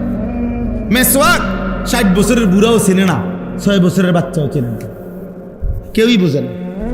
ঘরকে ঘর এমন না, দস্তরখান 6 বছরের বাচ্চাও চেনে না, 60 বছরের বুড়া মেয়ে হচ্ছে না, তো কি চাচা সমান হইল না? টেলিভিশন 6 বছরের বাচ্চাও দেখে, 60 বছরের বুড়া চাচাও দেখে। কথা বলেন না কেন? তো তো বরাবর হয়ে গেল না? বরাবরই তো হয়ে গেল, বরাবরই তো হয়ে গেল। বাচ্চাও মিথ্যা বলে, বুড়াও মিথ্যা বলে। বয়স্ক মানুষও সুদ খাচ্ছে, বয়স্ক লোক কিস্তি নিতেছে, বয়স্ক লোক কথায় কথায় গালিগালাজ করতেছে। 30 বছর মহিলা বেপর্দা, 40 বছর মহিলা বেপর্দা। প্রতিদিন মহিলার আওয়াজ পরপুরুষ শুনে, পরপুরুষ শুনে। একবার জীবনে নবীর স্ত্রীরা 9 জনে নবীজির কাছে বলছে, আমাদের খাদ্য খাবারের একটু কষ্ট হয়, আপনি যে অতিরিক্ত যুদ্ধের যে সম্পদ পান সেখান থেকে আমগো বরাদ্দ মাঝে মধ্যে গনিমতের মাল পাইলে একটু বাড়াইয়া দিলে হয় না? এই কথাটা একবার জীবনে বলছি। রাসূলুল্লাহ সাল্লাল্লাহু আলাইহি ওয়াসাল্লামের স্ত্রীরা 9 জন, আল্লাহর নবী সাল্লাল্লাহু আলাইহি ওয়াসাল্লাম সেদিন এশার নামাজ পড়ে আর ঘরে যায় নাই। মনটা কষ্ট পাইছে, হায় আমার বিবিরা দুনিয়া চাইলো, আমার ঘরে থাইকা আমার বিবি হইয়া ওরা দুনিয়া চাইলো। তো মন খারাপ করে যখন তিনি মসজিদে বসে আছেন, এশার নামাজের উপরে ঘরে যাচ্ছে না, হুজরায়, তো আল্লাহ তাআলা বলছে, বন্ধু, ইয়া আইয়ুহান নাবিয়্যু কুল লিআজওয়াজিকা ইন কুনতুন্না তুরিদনাল হায়াতাদ দুনিয়া ওয়া যিনাতাহা ফাতাআলাইনা উমাত্তিউকুন্না ওয়া উসাররিহুকুন্না সারাহান জামিলা। আপনি যান, ঘরে যান, মন খারাপ করেন না। আপনার বিবিদেরকে গিয়ে বলেন, হে বিবিরা, যদি তোমরা দুনিয়া চাও, সম্পদ চাও, তো যা লাগবে, যা কিছু ফার্নিচার, আসবাব, গহনা, কসমেটিক্স যা লাগবে বলো, আমি সব তোমাদেরকে দিয়ে দেব, এক শর্তে, শুধু আমি রাসূলের স্ত্রী এটা ছেড়ে দিতে হবে। বুঝেন নাই? মুহাম্মদের স্ত্রী থাকতে পারবা না, আমার থেকে তালাক নিয়ে নিতে হইবে, এরপরে যা বলো সব দেব, সব দেব। وإن كنتن تريدن الله ورسوله والدار الآخرة فإن الله أعد للمحسنات منكن أجرا عظيما। আর যদি আল্লাহকে চাও, রাসূলকে চাও, আখিরাতকে চাও, তো এখন নিয়মিত নেক আমল করতে হবে, মুহসিনাত হইতে হবে, মানে নেককার নারী হইতে হবে। তাহলে আমি আল্লাহ ওয়াদা দিলাম, সর্বশ্রেষ্ঠ বিনিময় জান্নাত দিয়ে দেব। সিদ্ধান্ত নাও, দুনিয়া চাইলে রাসূল ছেড়ে দাও, আল্লাহ রাসূল আখিরাত চাইলে দুনিয়া ছেড়ে দাও। আল্লাহ নবী সাল্লাল্লাহু আলাইহি সাল্লাম আম্মা জান আয়েশা রাদিয়াল্লাহু তাআলা আনহাকে বলছে, ঘরে আয়েশা নবীর স্ত্রী আয়েশাকে, আয়েশা শোনো, তোমাদের দাবি দেওয়ার ক্ষেত্রে আল্লাহর পক্ষ থেকে এখন আয়াত নাজিল হয়েছে, আমি শুনাইতেছি। তবে ভূমিকা বলছে নবী একটা, যে আয়াতটা বলার আগে আগে শোনো, তৎক্ষণাৎ জবাব দিও না। তুমি বাকি 8 জনের লগে মিটিং করো, মশওয়ারা করো, পরামর্শ করো, প্রয়োজনে তোমরা তোমাদের বাড়িতে যাও, যাইয়া তোমাদের আব্বা মা, ওই ছেলে ওই দিক দিয়ে জায়গা আছে তো বাবা, ওই দেখো, ওই দরজাটা দিয়ে ঢোকো, তুমি আও বাপ, এদের ঢুকে শোনো কতক্ষণ। তো দেখেন নবীজি ভূমিকা কয় যে তোমাকে আব্বা মার লগে দরকার হলে গিয়ে কি করো, বুঝ কইরো, পরামর্শ কইরো, তোমরা মিটিং করো। তো এরপর উত্তর দিলে চলবে, নগদ উত্তর দিও না। আয়েশা রাদিয়াল্লাহু তাআলা আনহা বুঝছে ঘটনা ভালো না, উনি আর বুঝুন তো যা বুঝার বুঝাই লাইছে যে লক্ষণ বালা না, যে এমনি গুছাইতে আছে।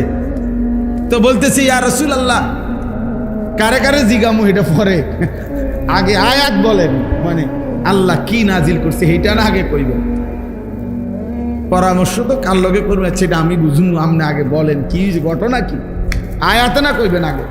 তো নবীজি বলছে, আল্লাহ এই আয়াত নাজিল করছে, দুনিয়া চাইলে নাও, রাসূলকে ছেড়ে দাও, আখিরাত চাইলে আল্লাহকে চাইলে, রাসূলকে চাইলে অপেক্ষা করো, আখিরাত মিলবে, আজরে আজিম মিলবে, জান্নাত মিলবে।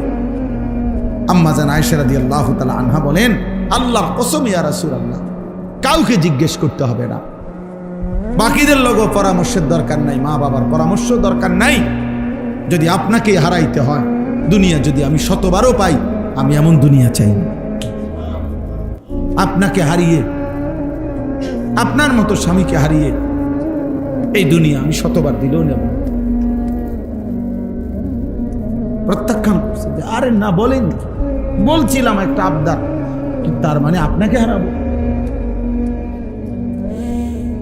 হ্যাঁ, ইয়া নিসা আন-নবী মান ইয়াতি মিনকুন্না বিফাহিশাতিন মুবায়্যিনাহ ইউদাআফ লাহাল আযাবু দি'ফাইন ওয়া কানা যালিকা আলা আল্লাহি ইয়াসীরা। আল্লাহ বলে দিলেন, হে নবীর স্ত্রীগণ, ইমানদার নারীগণ, শুনে নাও, তোমাদের মধ্য থেকে যে কেউ যেই কোনো রকমের অশ্লীলতা বেহায়াপনা করবে, নারী হয়েও আমি আল্লাহ ওয়াদা দিলাম, কোন ইমানদার নারী যদি জিনা, ব্যভিচার, বেহায়া, হারাম সম্পর্ক কোন ছেলের সাথে, ভিন পুরুষের সাথে, অবিবাহিত কিংবা বিবাহিত, যে কোনো অবৈধ সম্পর্ক, গুনাহের কোনো কিছু করবে, অশ্লীলতা, বেহায়াপনা, আল্লাহ বলেন আমি ওয়াদা দিলাম, ইউদাআফ লাহাল আযাবু দি'ফাইন, তাকে তার প্রত্যেকটা পাপের কারণে দ্বিগুণ দ্বিগুণ শাস্তি দেব। নারী হইয়া বেদ্য হইলা কেমনে? নারী হইয়া চরিত্রহীন হইলা কেমনে? নারী তো সৃষ্টিগতভাবেই লাজুকতা বেশি তার। নারীর শরীরের মধ্যে আল্লাহ হায়া বেশি দিছেন, লজ্জা বেশি দিছেন। সেই নারী যখন লজ্জা ভেঙে ফেলে, ওই মেয়ে যখন অসভ্য হয়, তো এটা একেবারে ফসা দুর্গন্ধ, লাশের চাইতে বেশি দুর্গন্ধ চড়া। হ্যাঁ, কারণ আল্লাহ তাআলা তো পুরুষের চাইতে বেশি হায়া, লজ্জা, শালীনতা নারীর মধ্যে বেশি দিছিলেন। কিন্তু সে যখন ওইটাও ডিঙ্গে এলাইছে, আমরা বুঝেন না কেমন অসভ্য। এই জন্য আয-যানিয়াতু, এই জন্য কোনো ছেলে মেয়ে যদি জিনা করে,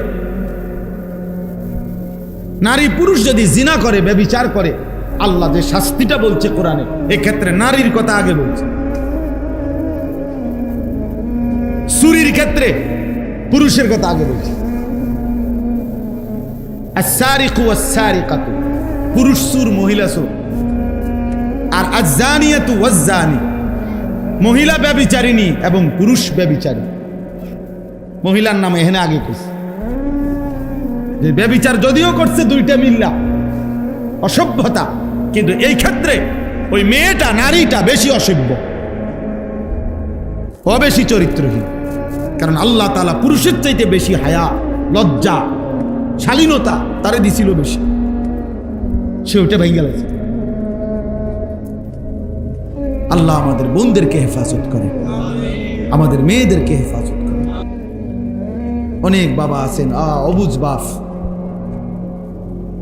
নিজের আদরের মেয়েটাকে কিছু বখাটে রাস্তার কিছু নষ্ট দুশ্চরিত্র ছেলের জন্য মেয়ের এই বেপর্দা জিন্দিগি মেনে নিচ্ছে। অপদার্থ বাপ বুঝে তার মেয়েটারে যে রাস্তায় যারা দেখবে তাকাইয়া, ওইগুলা হলো চরিত্রহীন লম্পট কিছু মানুষ। এরপরেও সে মেনে নিচ্ছে, যা ঠিক আছে, আমার জি যাও, কেমনি চলো। বেগায়রত পুরুষ, আত্মসম্মান, আত্মমর্যাদাহীন পুরুষ, আত্মমর্যাদাহীন মানুষ। এই জন্য আমরা ইনশাআল্লাহ, আমার কথা হইল, আমরা এমন শ্রেষ্ঠতম রাসূল পেলাম।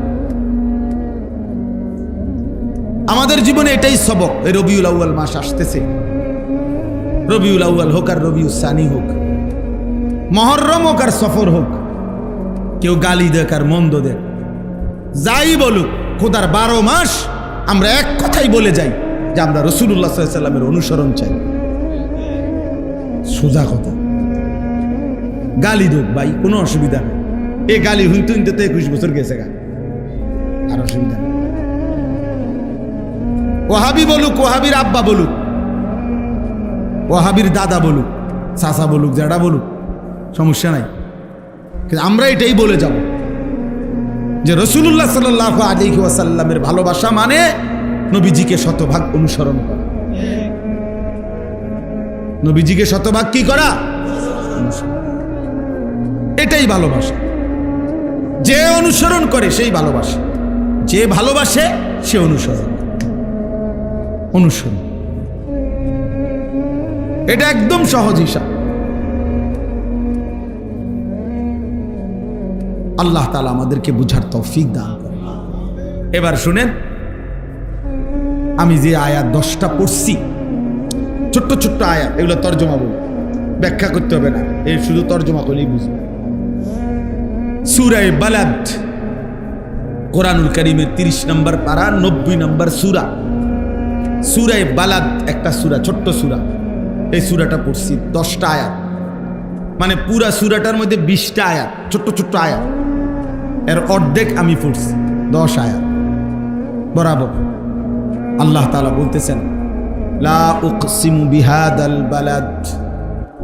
আল্লাহ বলছেন, বন্ধু কসম করতেছি আমি এই নগরীর, মক্কা নগরীর। আল্লাহ কসম করে বলছে, একটা কথা সামনে বলবে, ওইটা বলার জন্য কসম করছে। কসম করছে কিসের? মক্কা নগর। কিসের? আবার বলে, লা উকসিমু বিহাদাল বালাদ, আমি কসম করছি বন্ধু এই মক্কা নগর। তাফসীরের মধ্যে আছে, আল্লাহ যখন কোনো বস্তুর কসম করে নিশ্চয়ই ওই বস্তুর মধ্যে কোনো বিশেষত্ব আছে, এজন্য রব্বুল আলামিন ওই বস্তুর কসম করছে।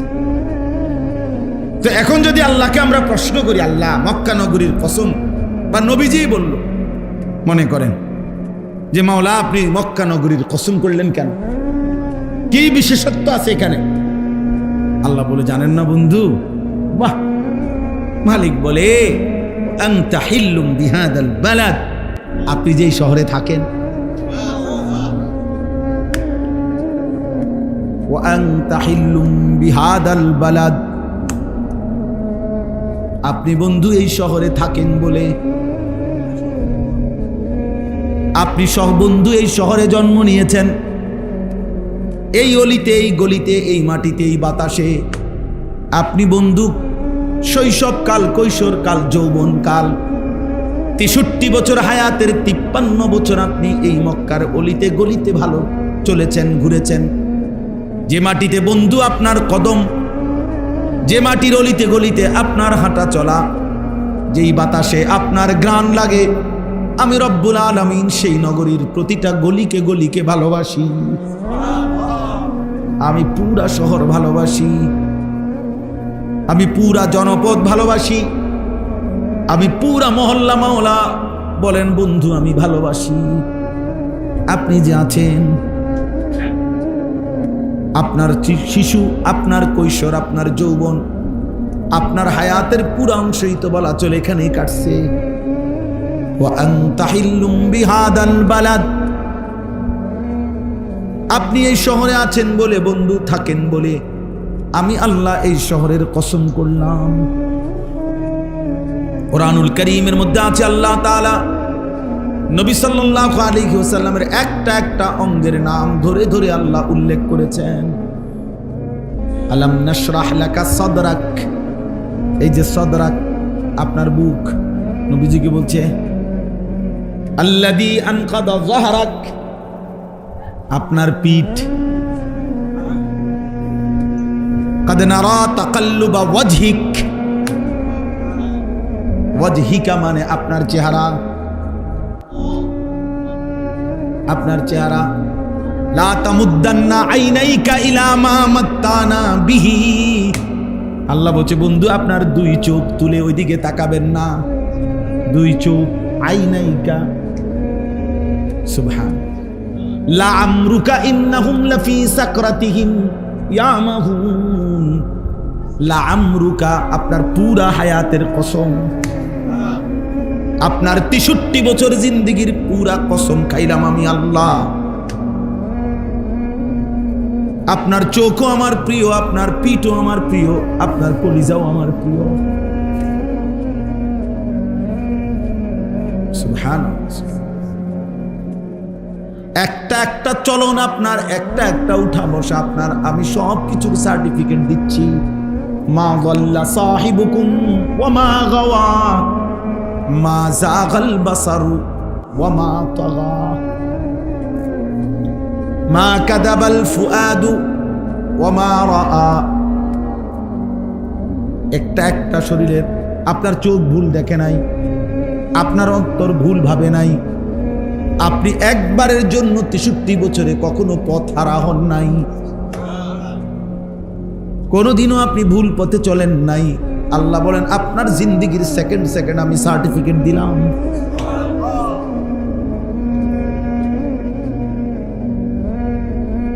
এক মিনিট মিনিট সনদ দিলাম আমি।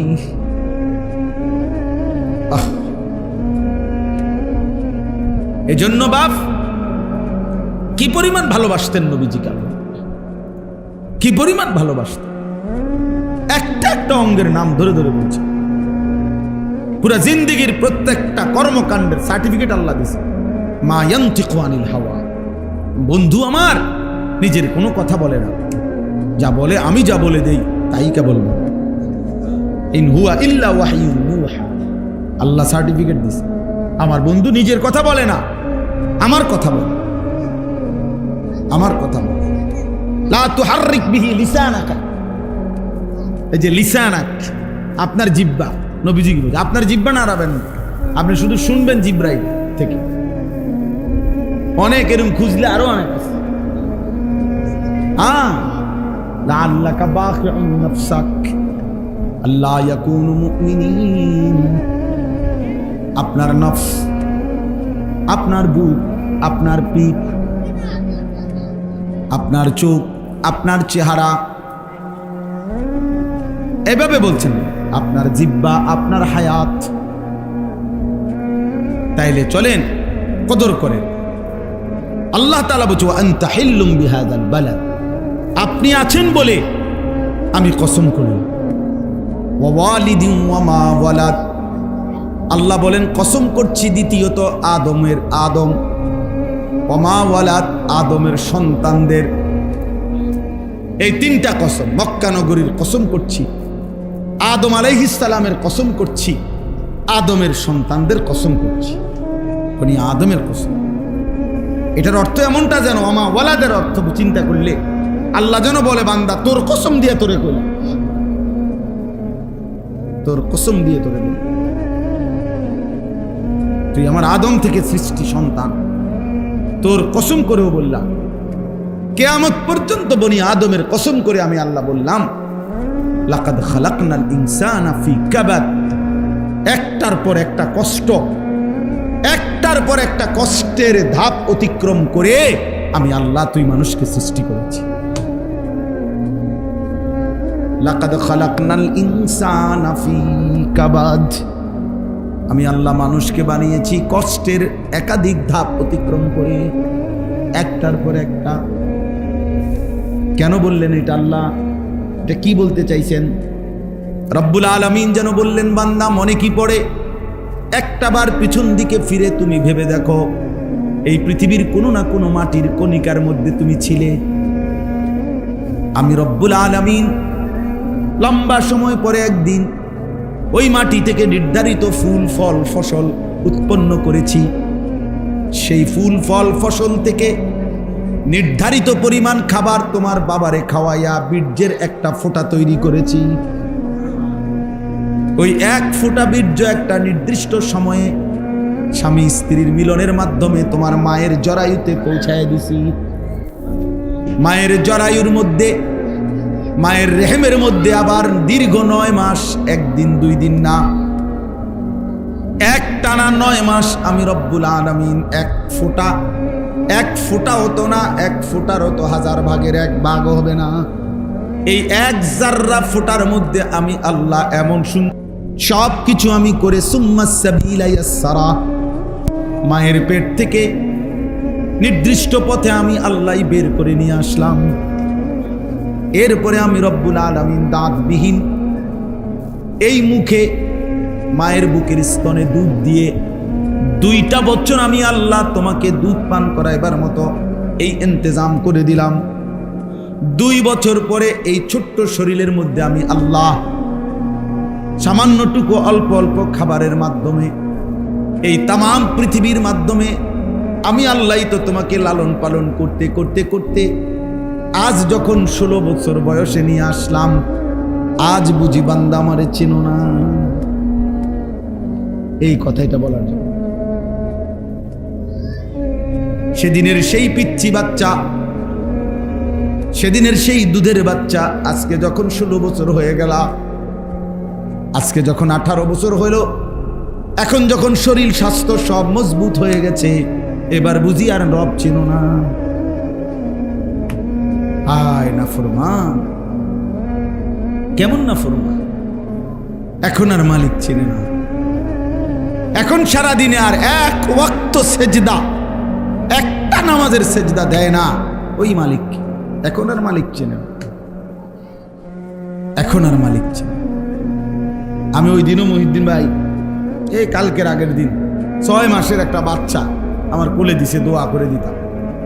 সুন্দর ফুটফুটে বাচ্চা, অনেকক্ষণ তাকাইয়াছিলাম বাচ্চাটার দিকে। হায় হায়, কি পিচ্ছি পিচ্ছি আঙ্গুল, কি পিচ্ছি পিচ্ছি হাত, মানে কেমন যে লাগছে এটা, যে আহা, এমনও বুঝ বাচ্চা যে কোনোভাবেই একটা সেকেন্ডের অসতর্কতা, মা বাবার একটা মিনিটের অসতর্কতায় এই বাচ্চাটা কি হয়ে যাবে, শেষ হয়ে যাবে।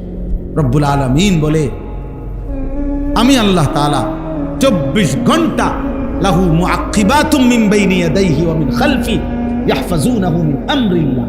কোরআন শরীফে আছে, আল্লাহ বলছে, বান্দা তোমার চারদিকে, চতুর্দিকে, সামনে পিছনে 24 ঘন্টা আমি আমার ফেরেশতা রেখেছি, আমার হুকুমে আমার ফেরেশতারা তোমার হেফাজত করেছে। কোরআন শরীফে লাহু মুআক্কিবাতুম মিন বাইনি ইয়াদাইহি ওয়া মিন খালফি ইয়াহফাজুনাহু মিন আমরিল্লাহ। আমার হুকুমে হেফাজত করছে তোমার। সারা রাত মা তো কোন ফাঁকে হয়তো ঘুমায় গেছে, এমন অবুঝ বাচ্চা যদি খাটের থেকে পড়ে যেত,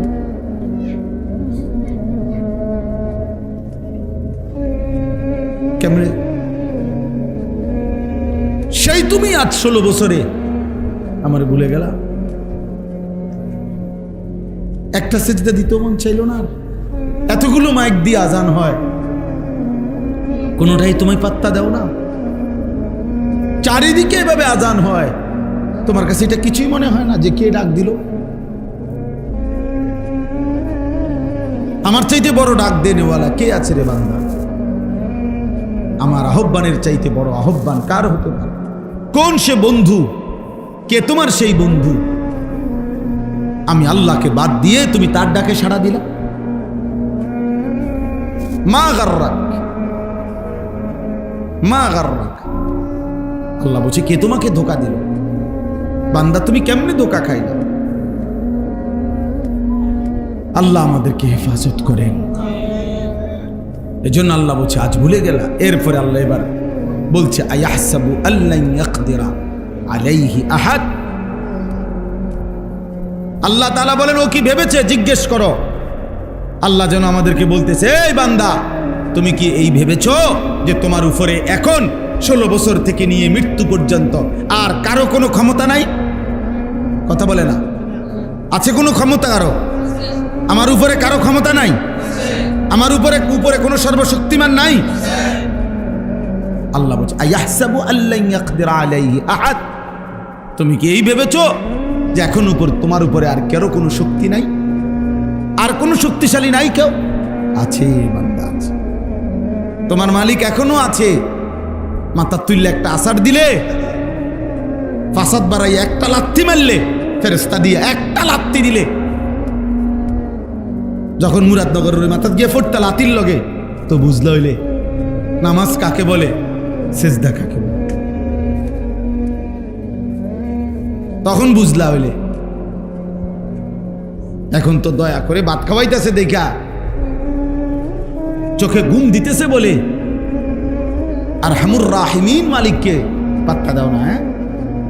কি ভেবেছ? কি ভেবেছ? আয়াহসাবু আল্লান ইয়াকদিরা আলাইহি আহাদ ইয়াকুলু আহলাকতু মালাল লুবাদা।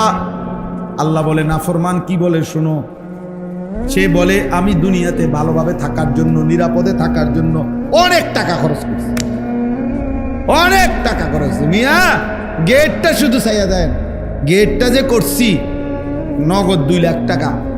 10 গ্রামে যদি এরম গেট ফান, নামটা ফিরে চলে গেটটা শুধু চাঁদাল বাইতে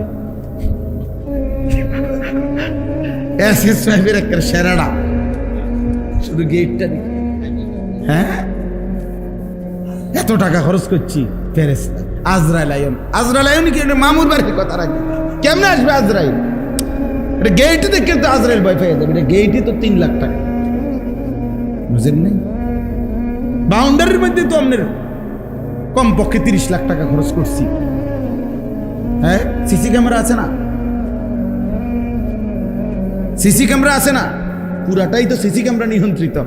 আজরাইলের আব্বাও তো আসতে পারত না। ইয়াকুলু আহলাকতু মালাল লুবাদা। আল্লাহ বলেন নাফরমান মা যেন বলতেছে আমি অনেক টাকা খরচ করছি, অনেক সম্পদ ব্যয় করেছি দুনিয়া সাজাবার জন্য, দুনিয়া বেঁচে থাকার জন্য, নিরাপত্তার জন্য। আয়াহসাবু আল্লাম ইয়ারাহু আহাদ। আল্লাহ বলেন হায় বান্দা, সে কি ভেবেছে তাকে কেউ দেখে না? কি ভাবছো বান্দা, আমি বুঝি তোমারে দেখি না? আমি বুঝি তোমার উপরে শক্তি রাখি না? কার লগে মস্কারি করো? আল্লাহর সাথে।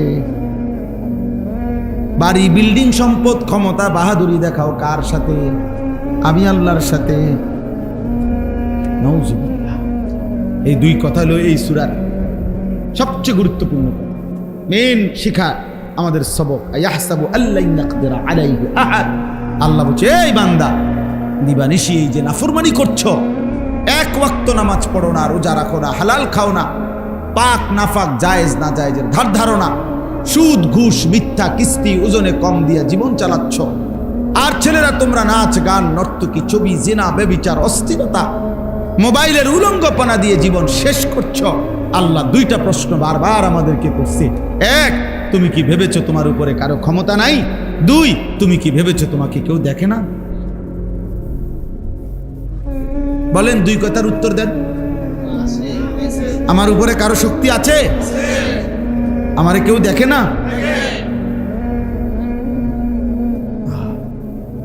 আল্লাহ বলবেন হাসরের ময়দান যখন জাহান্নামের ঘোষণা হবে, আর একটা চিৎকার মারবে, আমল নামাটা যখন বাম হাতে আসবে একটা চিৎকার মারবে,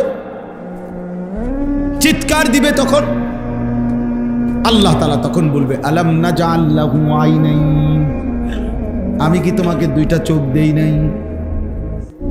ওয়া লিসানান, আমি কি তোমাকে একটা জিহ্বা দেই নাই? ওয়া শাফাতাইন, আমি কি তোমাকে 2টা ঠোঁট দেই নাই?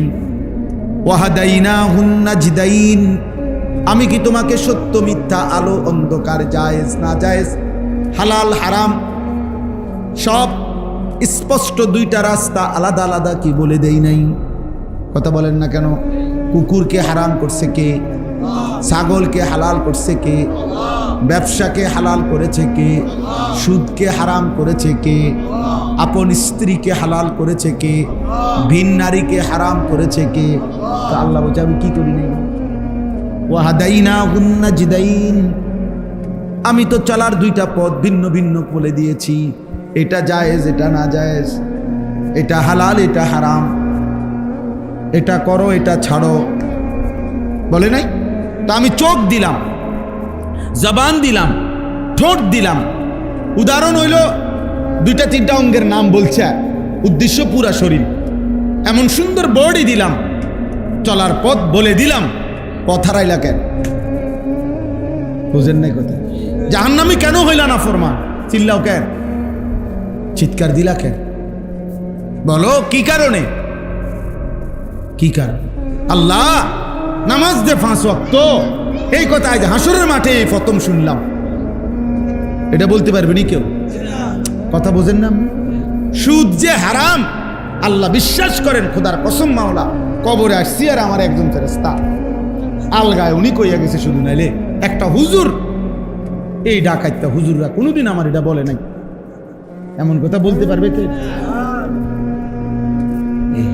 আল্লাহ বলছেন আমি চোখ দিয়েছি, জবান দিয়েছি, ঠোঁট দিয়েছি, চলার রাস্তা বলে দিয়েছি, কেন পথ হারাইলাম, কেন জাহান্নামী হইলাম?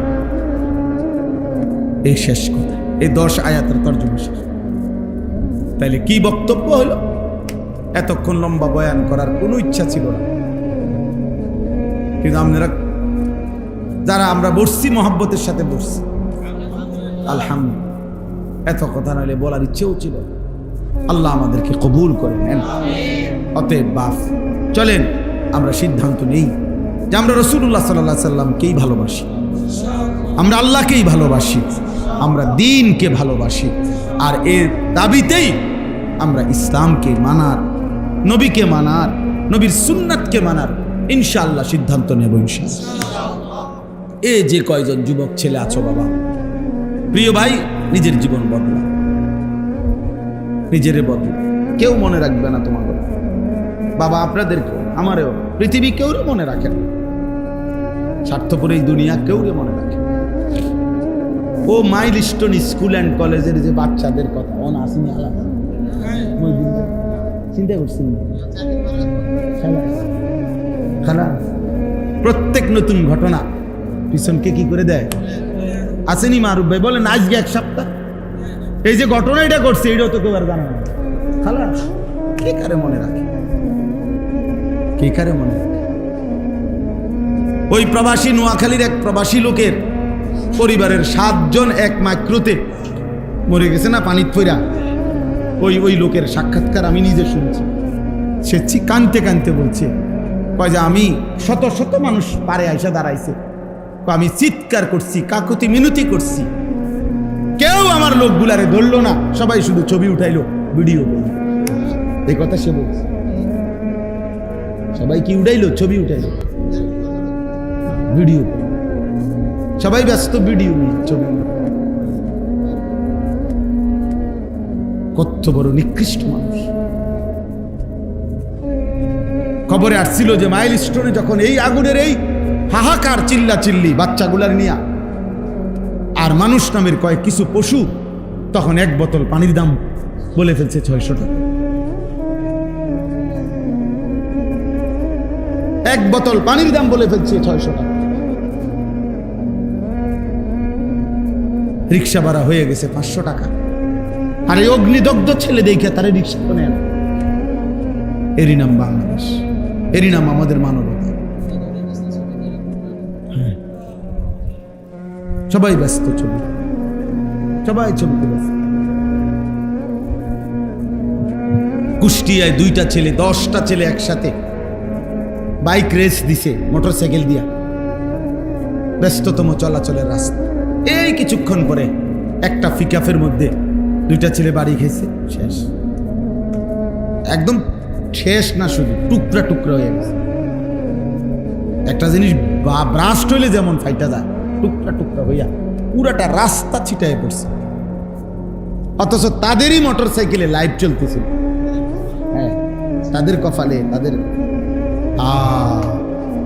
তোর লাইভে এই দুনিয়াবাসী,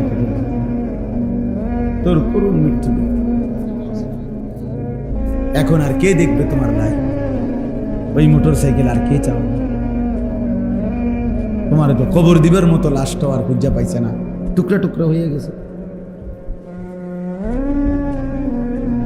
পোদ্দার বাজারে যেটা, এই পাশে বাস, এই পাশে লরি, সুস্থ স্বাভাবিক স্বাভাবিক আল্লাহর বান্দা যাইতেছে প্রাইভেট কারে, বলে বাড়ির কাছে আইসা পড়ছে, আর সর্বোচ্চ 20 মিনিট। পোদ্দার বাজার থেকে পড়ুরা যাইতে না 30 মিনিটের ব্যাপার, সর্বোচ্চ 20 থেকে 30 মিনিট বাড়ি আর সামনে, পুরা রাস্তা তো আইসা পড়ছে। বুঝেন? ঢাকা থেকে এই জ্যাম জুম ভাঙ্গা সব করে ইউটার্ন নিয়ে আনাইছে, বাড়ির কাছে যাবে শুধু আর 20টা মিনিট। হঠাৎ কথা নাই বার্তা নাই, লরিটা কাইত হইয়া একদম সমান করে লাইছে, প্রাইভেট কারটা একদম মিশে এলাইছে। 4টা মানুষ, সন্তান নিজে গাড়ি চালাইতেছে, তারই বাপ তারই আব্বা মা, তারই ছোট ভাই, একসাথে মনে হয় যেন মিলেমিশে দুনিয়াকে বিদায় জানায় চলে গেছে। এভাবে কি একদিন? প্রতিদিন, প্রতি ঘন্টায়, কোনো সেকেন্ডের নিরাপত্তা আমাদের নাই বাবা। অতএব আমরা প্রত্যেক ইনশাআল্লাহ আখিরাতকে ভাবি, কবরকে ভাবি। আল্লাহ তাআলা আমাদেরকে তৌফিক দান করে। আজকের এই ইসলাহি মজলিস আলহামদুলিল্লাহ, আমি তো মনে করছি 2-4 জন মানুষ হয়তো শুনবে। এখন তো মাশাআল্লাহ আপনারা অনেক সাথী আসছে। আপনারা কেউ না আসলো, আমরা আসার কথা ছিল, আজকে আইতাম। কারণ মাদ্রাসা দেখে যাওয়া তো আমার দায়িত্ব। আমি তো এই মাদ্রাসার একজন চেষ্টাবিহীন উপদেষ্টা।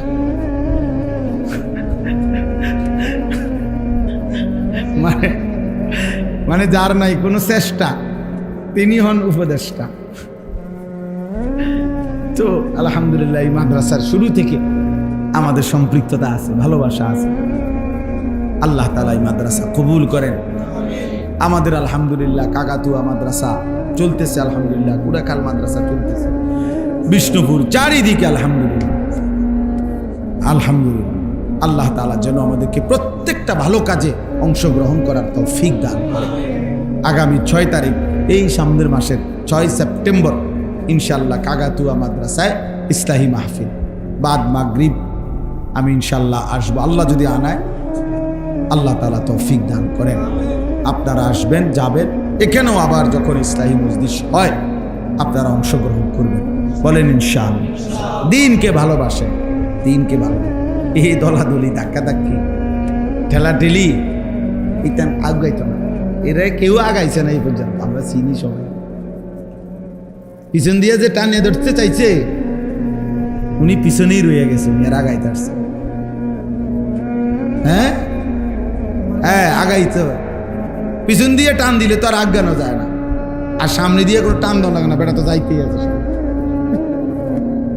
কাউকে সামনে ধরে গিয়ে টানন লাগেনি, হে তো যাইতেই আছে সামনের দিকে, আমরা কীর্তেন টানেন। আর পিছন দিয়ে টানিয়া ধরলে থামানো যায় না। আল্লাহ আমাদেরকে তৌফিক দেন, কবুল করেন। এই মাদ্রাসা, এই মেহনত, এই ফিকির বরকত দান করেন। আলহামদুলিল্লাহ রাব্বিল আলামিন। اللهم أنت السلام ومنك السلام تباركت يا ذا الجلال والإكرام يا أرحم الراحمين يا أرحم الراحمين يا أرحم الراحمين ربنا ظلمنا أنفسنا وإن لم تغفر لنا وترحمنا لنكونن من الخاسرين ربنا آتنا في الدنيا حسنة وفي الآخرة حسنة وقنا عذاب النار رب ارحمهما كما ربياني صغيرا ربنا